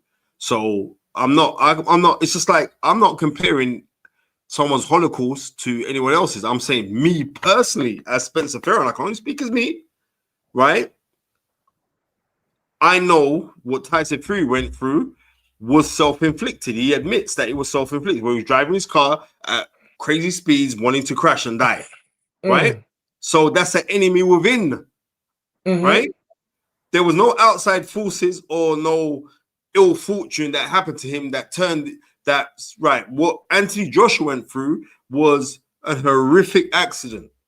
So, I'm trying to understand is that what you're saying is because you would rather deal with Fury's problems other than AJ's problems, that makes it any easier when you step into the squared circle? No, I'm not saying it makes it any easier. But I'm just going by what you said. You're saying like people going like Tyson Fury hasn't had things to overcome.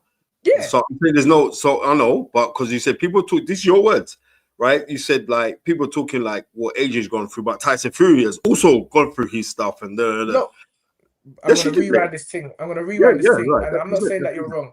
All that, Right. but what Right, from that's what what you I said. can remember, from what I can remember saying is that I was saying that Fury has also gone through stuff, Mm-hmm.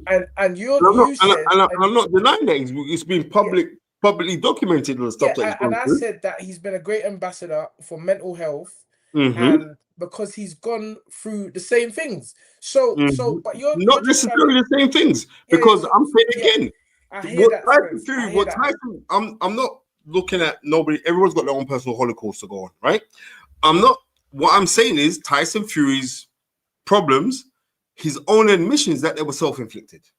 Yeah, I never said Right. they're not. So therefore, if something has been self-inflicted, then the healing comes from self. Yeah. Right, because they've been self-inflicted. Yes. What happened to Andy Joshua was an outside entity. So then everyone's so does his healing come from the outside? His healing not coming outside, because his healing has to come from within, because what came from the outside has affected him on his inside. But if you know me, I'm a simple man. So when you start, No, but I'm speaking really simple, because yeah, I know most of the people talking about here can inside, understand exactly what I'm saying.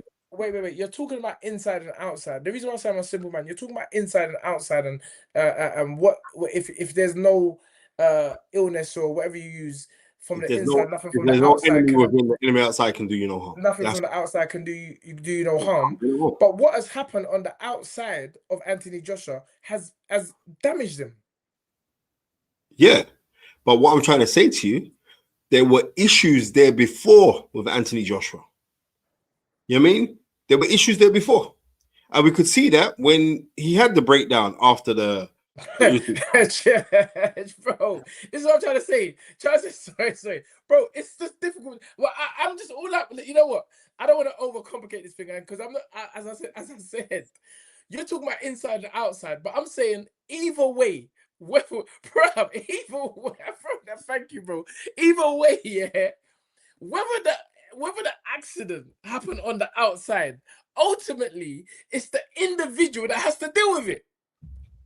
Whether it was this is what I'm saying. It always goes back to you, and that's my point. Well, Lady Shaz, wait, exactly what I'm saying. One at a time, because you know when we do one at a time, it lands better.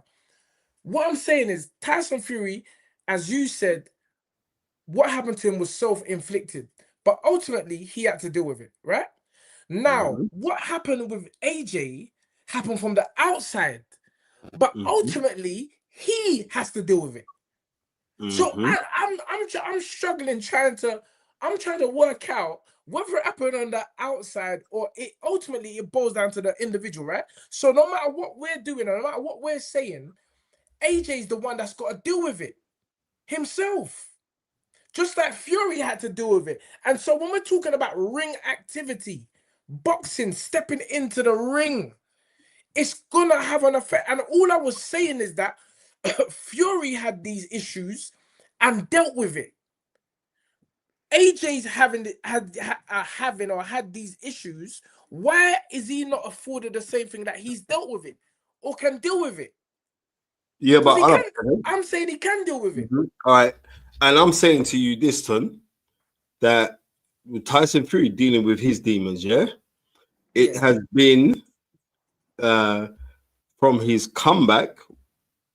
So if we go like from 2018, he's had nearly a decade to deal with it, and now we're seeing the rewards and the fruits of him turning around his life. So are you saying Joshua's had 7 months, Tundi? So that's what I'm saying. I was about to say that to you. So are you saying that? Right. Are you now saying, after you saying you want the fight, that he needs more time?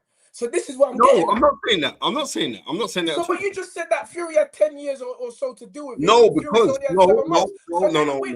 Don't contradict yourself. So if I'm not contradicting myself at all, Tundi. So if he's only had 7 months, and you feel just like Lennox Lewis, he needs more time. Why are you saying that this fight must happen in November?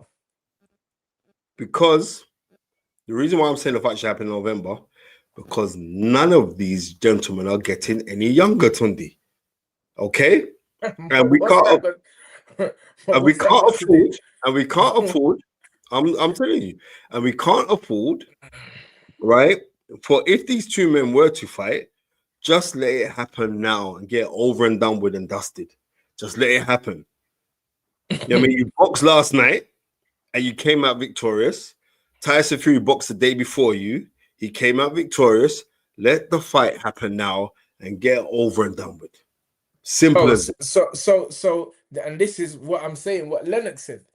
Lennox said, so regardless of what a man's going through, they should just fight. Well, did you not fight yesterday? No, but we're talking about the main fight. No, but I'm on, yeah, I'll hear you that. Yeah, we said regardless how a man's feeling, shouldn't they just fight? Yeah. Right? Have they not fought? Listen to me. I'm just telling you this now, yeah? They should just go fight. I'm not into this. Oh, let's wait. I'm not into this business. So basically, we don't really care about what man's going through in his mental health. This is what I'm trying to say. Wait. How do you know, like, when they train and they're in the gym and they're working, that they set a goal, because his goal is to fight Tyson Fury and defeat Tyson Fury, that doesn't help it for him to become a healer. That is not his agent for him to use as becoming a healer. He's using that to self-heal. We don't know. But then you're just repeating what I said from the beginning. No, I'm not. I'm dealing with no. I just answered you when you said, and you go read the show, where you said, well, how come people ain't gonna like Tyson Fury ain't gone through things? He's gone through things. I'm saying for a second. Yeah. I'm just explaining to you. One man's thing has been self-inflicted, the next man's thing came from outside influences. Spence, I think you're gonna go back and listen to this thing. I don't need to go because there's nothing, bro. Wait. I said, yeah, Tyson Fury recovered nicely, yeah, from his thing. Why cannot AJ just recover nicely? Sorry, I didn't hear that bit. Right? That's what I said, bro. Right, okay. I didn't hear that bit. But I'm just saying, taking us down some Cambridge University. No, some I'm a doctorate now. That's what happens. It's not Cambridge. It's going from Oxford University. All I'm saying is, why is everyone jumping on AJ like he can't recover when Fury done the Ross thing and recovered? Bro, this is what I'm trying to say sometimes. And it's like a man was talking on a podcast. And when you're saying Fury recovered, he was just bamboozling everyone with some high intellectual literature. I'm like, bro, why can't we just afford AJ the same thing that everyone afforded Tyson Fury? But we didn't afford that to Tyson Fury. Because of course we did. He's fighting up, bro. Oh, now I don't hear no one chatting about Fury's not mentally stable. I don't hear no one chatting about Fury's not mentally stable. Mentally stable. But Tundi, listen to me. Fury had 2 Billy Man fights and went in straight with Deontay Wilder. It was unbeaten. I don't care, bro. Listen, fighters fight. Yeah, fighters go through things. You've sat me down and told me stories of ex-world champions who was drinking and grinding in the changing room before they go out there and fight. So we know that as a fighter, I'm around fighters daily. I'm not just on no podcast talking, giving opinions. I'm around these guys, Spence. I see what they go through mentally. And there is not one fighter that I've met that hasn't got madness going on in their head. They have to deal with it, Spence, which is why a majority of fighters, after their career is finished, and while some of them, while their careers are still going on, are highly depressed. But they go out there and they still perform. We know that obviously a lesser man dealing with lesser problems, they can perform better. But what I'm trying to say is that, and to back me, AJ said it yesterday. He said, bro, I don't even want to bring this personal business in to what we're talking about. That's what AJ said.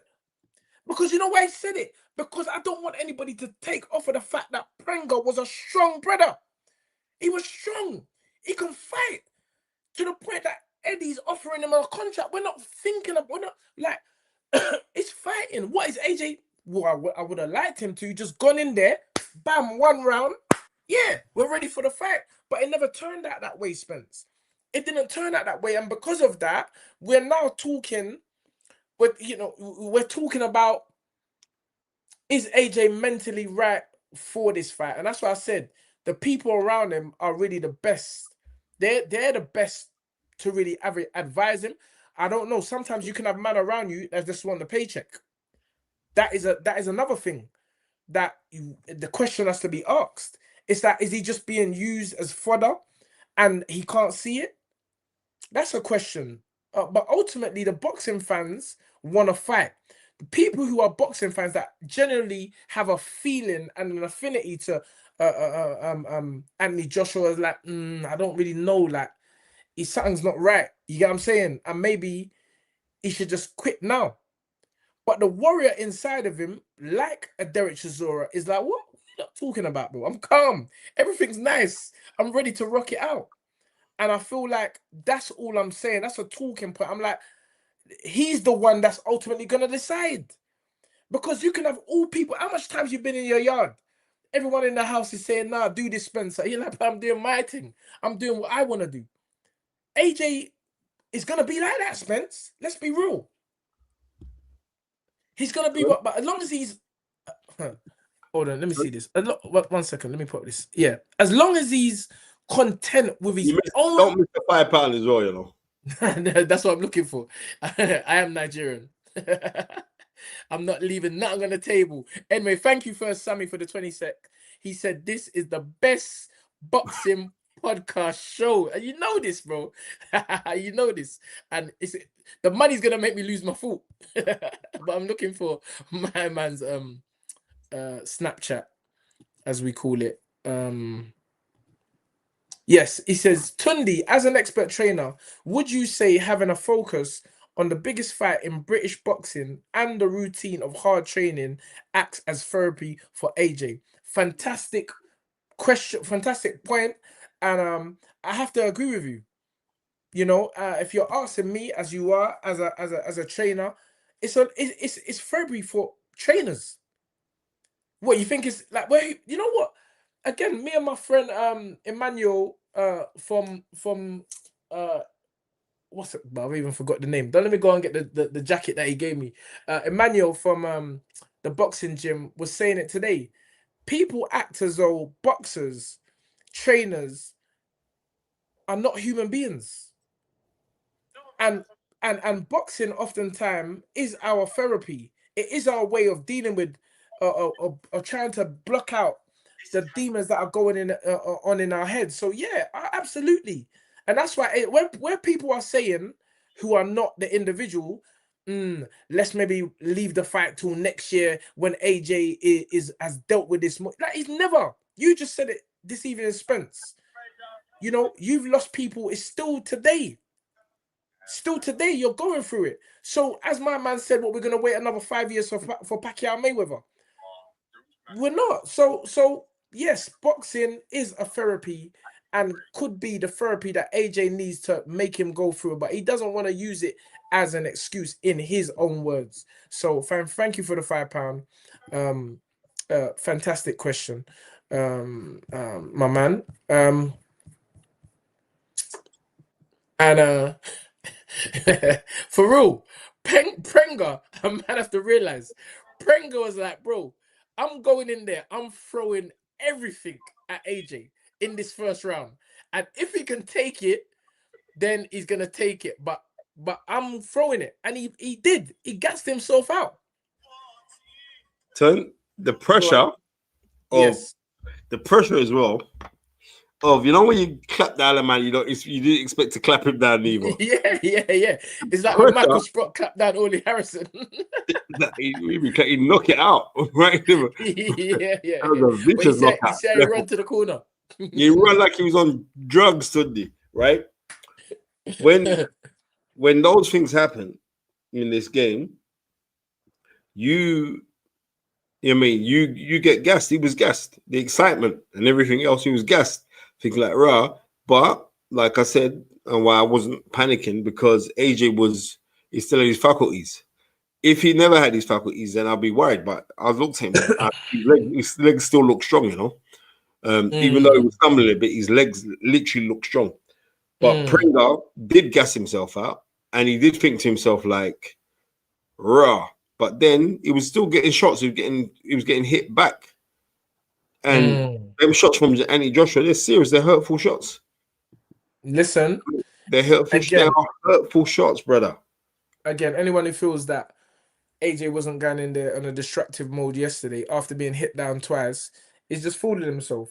He went in there to take it, and I just feel like he was just, he had to get again. Daniel said he was dealing with the demons of the fight before. AJ was dealing with the demons of the car crash before. And that creates nerves. But he got over it. Why are we not talking about the fact that he got up off the canvas and stopped my man? So now that he got up off the canvas and stopped him, now it's a fix. I'm like, bro, it's like you can't win. You can't win. You can't win. And so this fight went 2 rounds, bro. And it went 2 rounds. The only way this is going to be resolved is Tyson Fury fighting Anthony Joshua, or for the politically correct, Anthony Joshua fighting Tyson Fury. When that fight happens, it's on to the next. AJ's talking about he believes he can be undisputed again. I wouldn't even go down that road. I would just take this Fury fight, Fury take this AJ fight, and boom. You win some, you lose some. But again, ego can come into it. None of them might want to, neither of them may want to retire on a loss. And so they have a one last fight. I think that if they fight, whoever loses should fight the opponent which they both defeated before the fight. That would be like fair, and so you can do it better and quicker. So no one's not interested in it. No one ain't gonna pay money for that. No one ain't. So that's what I'm saying. This is the last fight. The two of them. But yeah, it's been an interesting talk. And if there's anything more we can talk about, I'm here for it. But I believe that wherever this fight is going to take place, it's going to sell out. It's going to break records. People can keep on fooling themselves like it's too old, man, and everything like that. But it's still a massive fight. From what I remember, Pacquiao and Floyd, regardless of being a fight 5 years still late, is still one of the highest selling gates in the history of boxing. I don't know if AJ Fury will do that, because AJ may be a global star. Fury is definitely, and Fury has like 7 stadium fights back to back. But in terms of that worldwide exposure, we know AJ's got that. Has Fury got that? I don't know. I know he's on Netflix, and Netflix is big. Certainly is, Ton. Certainly is. Netflix is big, but it's been a hell of a conversation this evening. No, thank you, man. I enjoyed it. Even though you tried to take us to Eton with your analogies, and I'm like, bro, it's the same thing. It's mental. It's all mental. It's mental, bro. Don't let me and you argue again. It's the same thing. It's mental. It's just one man's pressure is another man's pressure. One man's pressure might be another man's ease. It's all the same. It's the individual that has to go through it. What is easy for me might be hard for you, and vice versa. It's like that really cracked me up, you know. You asked him about the fisheye boy. You told these too funny, bro. I just see him come up on my timeline. Bro. But yeah, this thing, oh man, this has been a lovely show, and I'm sure that the gatekeepers, or not gatekeepers, the rule exec, the TV execs will be breaking down this show in the early hours of the night, seeing what they can use on their show. As they got the bigger reach. But listen. They'll be using some Lennox Lewis quotes on one of these channels right now. Yeah. Like, did you actually tell Lennox? Did you tell Lennox that he was live on the thing? No, I wanted him to talk out the business. Bro, what's that of you? Bro, you know my brother from Ghana? He messaged me, yeah. He said, bro, tell Spencer to tell Lennox that he's live on the show. Bro. And I was like to my boy, nah. Spencer must have told him that he's live. But when I knew I said I'm on the show. I said I'm doing the show right now. Nah, you never told him, bro. I did, man. And he just wanted to just Bro, Lennox could have said something that was damaging about AJ or something. You're supposed to tell man that he's on the show, man. He didn't say anything damaging. He spoke his opinion that he's always spoken. Nah, lady, he didn't. Spencer does it all the time. That's why whenever Spencer does it all the time. Whenever, if anyone gets a call from Spencer, make sure you ask him, is anyone around? Because Spencer will have you live on a boxing podcast or live on Sky Sports. You don't know. He just talking to you normal. But yeah, you need to give these guests, these esteemed guests, a note. Yeah. You know, sorry to Koshi, yeah? Have you seen that movie that's coming out? Yeah, I Made Rocky. Have you seen that? Oh yeah, I saw the trailer for that. That looks serious. Well, it looks serious, isn't it? We have to go to that when that. Has it when come that out yet? No. It's coming out November. We have to go to watch that, brother. Yeah, definitely. And then there's you know what film is a serious film? Odyssey. I watched it last week. Yeah, that film. I went to watch that last week, but I have to go and watch it again because them 3-hour, 4-hour films, the first hour have not got my attention because I'm sleeping, and then I will wake up and catch the best bit at the end. But I need to go back and watch it back. Nah, the film is a serious film. What a film! Serious film. And what was the key moment for you in that film? Sorry, The Fight Is Right. Sorry, we talk about everything on this. The key moment for me was when he Odysseus went and woke up the dead, and you know what I mean, and the dead was saying like, "Rah," they were speaking about regret. You know what I mean? That was the one for me. They come and there was that, and also go on. I know you're gonna say it. Well, when he turned his crew into the pigs. To the pigs, them. and then he said, bring the food, allow the meat, just vegetables. Yeah, I don't want no meat, just vegetables. Yeah. And also another part of the film when he was said when I can't remember who said it to who. Yeah, it was Odysseus. He said to the young man, or was it the young man or it was a young man because it was a warrior. He said, if you look for God in men, you will be disappointed. I said, sorry, no gun. Yeah. I said, he said, if you look for God in men, that's a big boy film. Bro, that's bars right there. That's a big boy film. If you look for God in men, you'll be disappointed, and that's facts. Because it's like I was saying yesterday, nobody is perfect. You're there holding this person up in some high esteem and everything. Then you see a rule happening, and you're like, "Oh, I didn't even know he was capable of that." No, but it's you holding him like he's perfect. Bro, there's nobody perfect. You know what I mean? Nobody. There's nobody perfect. But I'm sorry if we spoil the film. We only gave it. But bro, that film was a big boy film. Bro, she tear the soldiers' heads off, and they were pigs, bro. They were pigs. Bro, it was serious. She's like maul him into the pig. Don't even. So certain man still going the cafe in the morning having their bacon and chips. But yeah, there was a rule. But no, you see, like in that, she turned them into pigs, Tundi. Yeah. It's serious. Right? It's a serious movie. They turned them into pigs. Into pigs. Serious film, as my Barbadian film mother and my best brother used to say.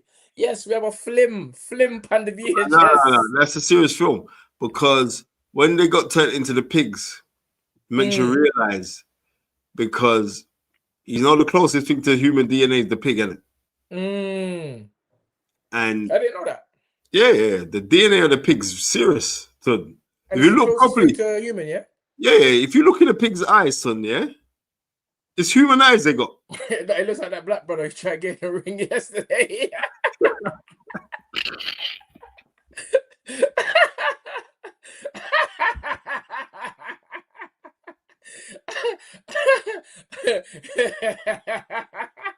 Sorry, The Fight Is Right. Me and Spencer are always cracking joke. Bro, I was so angry that you got in the ring. Why? Get out Why of the are ring, you man. angry? Funny, Why? man. No, He no, works it for ain't no. AJ, man. He works for AJ. Marisha, it ain't no horror movie. It's a film of the hero Valiant coming back, reclaiming his throne. Serious movie. Serious movie. And I encourage everyone to go and watch that film. It's a great film. Yeah, what Yeah. Chrissy Bruce said. That man has been coach. That man has been catching strays since yesterday. Yeah. Bro, how was that, bro? Me and Spencer was anyway. Yeah, Lady Shan's telling us there's only 2% difference between human beings and a pig. That's why their skin used to be used to treat human burns for skin grafts. Very interesting. You see, this is just like, this ain't a normal podcast. This is very educational as well. And also, if you think about it, son, why do you think the police are called pigs? Why the what? Why do you think the police are called pigs? They're not called pigs in Nigeria. We don't call them pigs in Nigeria. No, why are they called pigs? Why are they called pigs? That, to be honest with you. because in the New Testament, Jesus cast the demons into the pigs. Into the pigs, yeah, into the swine. Yeah, into the swine, and then the swine went, and then he jumped off into the cliff, right? And when asked, "Who are you?" they said that we are legions, meaning that we are many. There was enough demons in the woman, you know. Enough demons. I know in the animal pork there's trichina worms, which that worm is this. That's why. Well, you know what? I don't eat pig, so you know what I mean. But we saw you eating that pork pizza in lockdown. You're an idiot about pork pizza. Bro, the fact. It is turkey pepperoni, Tundi. Bro, the fact is right. Saw you eating the pork pizza in Tundi. lockdown, and people came on the show, and people was like, Tundi. I thought Spencer was a Muslim. Tundi, stop talking shit now. I mean, bro, we saw you, Spence. Everyone saw you capping down the pork pizza, and everyone was like, I was getting private messages like, hold on, wait. I thought Spencer was telling man about fudge and prayer. Thank you very much, Lady Shan. Tell them that you eat turkey pepperoni as well. My sister from another mister. But pepperoni is pork. No, it isn't. No, it isn't. Pepperoni is pork. It's not. It's not. It's a style of how the meat is cured. So you can get different styles of it. But the most predominant the most predominant one is pork. But the one that you ordered was not turkey, bro. You're an idiot, Sunday. You know what I mean? Anyway. You're an idiot. I want people to realize that, you see, in my community, I am loved in my community. So when I order food, I want you to realize, listen to me. So my pizza, and you can go Google it right now, is Pizza Tonight. So when they deliver my pizzas, it's a halal shop. There is no piglet going on. Bro, why are you getting so defensive? No. It's not defensive. It's not defensive at all. Why are you getting so defensive, bro? It's not defensive. Allow it, Spence. Allow it. About pepperoni. Allow it. Anyway, the fact is right. You lot don't know that this is what me and Spencer do. We just crack jokes. we just crack jokes. More time we're cussing each other, and then we're adding. Mummy Marisha said, "We love the park." Yeah, she's not a no joke thing. She's like, yeah, I love pork. So what? Nobody can tell me nothing. Oh, come on. We love a true one. Anyway, JK Better Lives and Swine Pizza. You know, those who've been watching The Fight Is Right for a number of years now, since lockdown, realize that the thing that makes this such a great podcast, because we just mix and blend it. We are everyday people. Boxing is our passion, our love, and we talk about it. We get serious about it at times, but ultimately, we're just trying to have a good time out here. And I think on that note, Spence, it's a perfect time to wrap it up. Thank Yeah, you, right. We've been ladies on and for like 2 hours. What? It's gone Wow. quick. Look at that. 2 Literally hours. 1 hour, 59, 11 Yeah. seconds and counting. But it's been a great show. I hope we've kept everyone occupied on this Sunday evening, getting ready for the week ahead, which is going to be an absolute, what do you call it, barnstormer for each and every one of you, I hope and pray. And if it's not, we'll deal with it. We'll deal with it. It's just how this thing goes. Ladies and gentlemen, hold on. I'm thinking, Spencer, is there anything that we've forgotten? Nope. You sure? Nope. Yeah, the 50 Cent boxing drama, which was there's a That looked premiere good, you know. last week. I'm waiting. I contacted my premiere guy, who gets us the red carpet shows. I said to him that as soon as that is premiering in this country, I need to be there, because I'm hearing fantastic reviews about is it called Street Fighter or something like that? Something like that. But I have to watch that. I have to watch that. That's what I'm saying. It's getting a lot of reviews. You got that brother who was in Top Boy, the Tony Bellew man. Oh yeah? Remember the man who looked like Tony Bellew? Which one was that? There was some little madman in it. He was from Liverpool. Like, yeah. You'll come, but it will come back to you. So he's in it. So he's the boxer who becomes heavyweight champion of the world. And what's the the Rasta brother and his wife that good Gogglebox? Is he in it? I saw a post of him. He said he's in it. He's actually paying the heavyweight champion or something. Nah, he's joking, man. No, real talk. Like I saw it on Marcus. Instagram. Yeah, Marcus. That's it, Marcus. Yeah. Yeah, big up Marcus. I like Marcus a lot, man. Good people. Marcus, I saw a post from him saying that, you know, it is a massive thing. He announced it on the day. He wanted to say it before. But what's his page, Spence? Okay, yeah. I got it. So it says big news. Buzzing to share that I'm part of Fightland. That's it. Okay, Fightland. Yeah, Fightland. A new series produced by 50 Cent dropping July the 31st, which is July the 31st. That's Friday. Time, yeah. Yeah, that's Friday. I play the heavyweight champion of the world. Honestly, honestly, one of the most important roles I've taken on. On top of that, I choreographed the boxing scenes, bringing real fight IQ to the screen. Can't wait for you all to see this. Yeah, 2 days ago. That's excellent, man. Yeah, so Marcus has got a fantastic role in that film. So I'm definitely going to watch it. And now I didn't even realize that it's the 31st. Let me say something. Yeah, Fightland. Interesting ninjas. Yeah. I see the picture. Yeah, I see the picture. Go on, Marcus. But. See it. So big up Marcus. People, man. Marcus is really good people. So trust me. He's got some good boxers down there as well. He's at amateur club. Yeah, listen. You see his son? Yes. Yashi, his youngest son. He's like a 4-time national. Tundi, the U is bad. He's a waterweight. Bad. He's a water? He's waterweight. So let him come down and move around with Joe, man. It's sorted already because Marcus asked me about it. But I said, yeah, I'll talk to Tundi. You know what I mean? 100%. 100%. Yeah, Marcus. Yeah.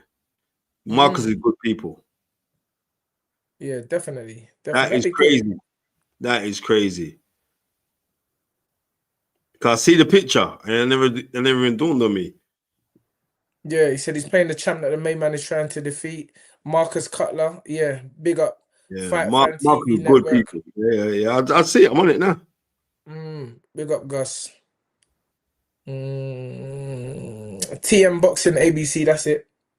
It's playing the champ, so boxing choreography is proper. Yeah, brilliant. Fantastic. Kudos to Marcus. Living the dream. And he's good people as well, you know. I'm telling you, he's proper good people. Very respectful. So hopefully we'll get the real announcement for the AJ versus Fury fight. When they do the special screening, because it's a series, but when they do a special screening, you better that's all, man. Yeah, for sure. Okay, right, Gus, big up yourself as well. I didn't know he was on the show. Yeah. You know, Gus is always there, man. He's always doing our thing. Anyway, ladies and gentlemen, let us pack up, wrap it up. People is staying with us tonight on the live, and it's good to be back. And let's try, listen, me and you, sometimes it's not easy for us to be consistent as we would like it to be, because we deal with so many things. And obviously, I'm in the gym with the fighters, and outside businesses, and the same with you. I see you at all these boxing premieres and shows though. Tunde, that was Tunde come say, yeah, bruv, you like doing all these things you don't want to invite, man. What are you talking about, Tunde? You was away for your mean. You was away. He's like, nah, bruv. That's how Tunde. Like, nah, bruv. When you got into these things, you're not telling me. I said, no, it's a documentary I was in. Yeah, I mean, it's a big boy documentary. Redefined. There's another special screening next month. That's the red carpet one. And it's really good. All eyes on the prize who made it, but it's a proper big boy documentary. I'm like, yeah, there's other little bits and bobs going on. Says, yeah, Lady Shannon, it's not like I'm everywhere. I'm just fortunate that certain things are just there are swings and roundabouts, swings and roundabouts. And at this present moment, God's blowing that breeze, so I'm just accepting it. You know what I mean? And on that note, Tun, Spence, will we ever hold a live watch party? We've been discussing this for some time, actually. You know what? We should do it, because I've got so many venues because over the World Cup, I went down to watch a couple of the England games, and they were hosted in some hotel. There's a new hotel down in the West End. It's just opposite Bond Street. You come out Bond Street Station, it's like just opposite there. And yeah, and they did the football watch party. And like the guy was saying, the guy who put it on was saying, yeah, brother Spence, man, love for you to come. I said, yeah, man, me and Tony would bust it up. So we just need to have a big boy fight, a juicy enough fight, that will bring out the casuals as well. And you have a fun time because like they do put pizzas on and this, that. It's really good, man. Really good. Me and Don Charles we watched the England game together. Man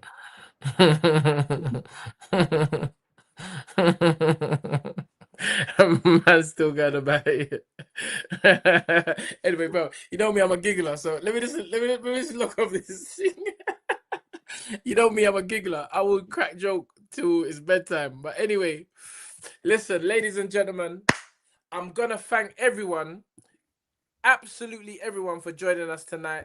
How many people on the live? You know what? But we still got like almost 300 people with us live. I'm grateful, man. Let me, and obviously those on Facebook and on X as well. But let me just round out, just thanking a few people for joining us tonight. Dr. Boxing 1, Coin Run, Sylvia, come on, Old-Tight Guzzy, Fight Fan TV. Carlton was with us as well. The one, the only Lady Shan. If you don't know, get to know. Jack Swagger was with us. Who else? Lance Mayer, JK Better Life, as always. The lovely Chrissy Blue 876. Who's that? Jance Mayer 4057. Mommy Marisha, come on with the champ Daya. Old Tight Tasnim, I see ya. Old Tight W Max 78 Abel. Listen, the list goes on. Kev from the gym was also with us. Denzel Bell. And sometimes you don't. I realize, I know. Joe Barrow, thank you for joining us. Jay Lanks, E-Buzz. No, something just coming to my head. Sorry, I'm just laughing, people. And I'm not even wearing my glasses. That's a good shout. Sometimes I feel like these people give you glasses to mash up your eyes even more. I'm telling you, bro. You mean, like I told you I had laser surgery on my eye, yeah, to drain the fluid, and for a hot minute, my eye was mash up, right? And they gave me some eye drops and they said, nah, they're going to change the dose to a stronger dosage. They give me this new dosage and then the eye's healing up, because usually to read stuff, I have to have my glasses. Like, you see, like on the box where the comments come up, usually I can't see that ton. Now I can see it. It's mad. So, okay, that's good. Yeah. But sometimes they give you glasses to mash up your thing. But it's a lot to do with your diet as well, you know. It's this sugar thing. Sugar. We spoke about sugar yesterday. Sugar. But I'm just telling you, nah, my eyes gonna become. I'm not stopping ice cream in a business. Ice cream is my Achilles heel, and let me just enjoy. I don't business. I have to enjoy my ice cream. I don't drink. I don't smoke. Let me have my ice cream. Something that's that. There's got to be some give. It's all about you know, balance, I guess. Moderation. Obi, yeah, everything moderation. Otai Obi 222. Nothing better than apple crumble tune and custard. Yeah. Apple above. Or what's the other one? With my other favorite one, not chocolate brownie. What's the other thing, man? How can I forget? I can come say anyway. When I'm in the restaurant, I remember. Otai TBG 968. There's so much game E3. Ultimately, Jack Swagger. Come on. Ultimately, we thank everyone for joining us again on this Sunday night. You don't go to your bed, man. I don't know why you don't want to come off the thing. Otai videos review. To Sif P23. I've always said coin run. Otai Joe Farmer. Charlie Rose London 25. I haven't even seen it for a little while, but Otai Capo. Capo is always with us. One of the young guns. Trainers, gonna be a fantastic name in the future, and it's all about paying your dues. So some of you are thinking, right, how comes these man up there? It's about paying your dues. Before you're known, you got to put in the work. So you just keep putting in the work, keep putting in the work, keep focusing on that, and your time will come. It's a law of life. You reap what you sow. I truly believe that. I've seen it. Some people say you can work hard and never get nothing, but they ain't work hard. So how you know? So, you know, listen, I ain't seen a man that's worked hard that hasn't got nothing he hasn't deserved, or woman for that fact. So let us round the show again. We've rounded it up so many times this evening, but this is the final. Once you see the dark glasses come on, you know we are coming to the end of the show, gearing us up for the next one. So, ladies and gentlemen, in the magical words, we end the show in exactly the same way we started it, with the magical words of dream it, believe it, become it. Coming up, peace to things. I'm wishing you lot a successful, incredible next 7 strong days. Peace to fingers. We out.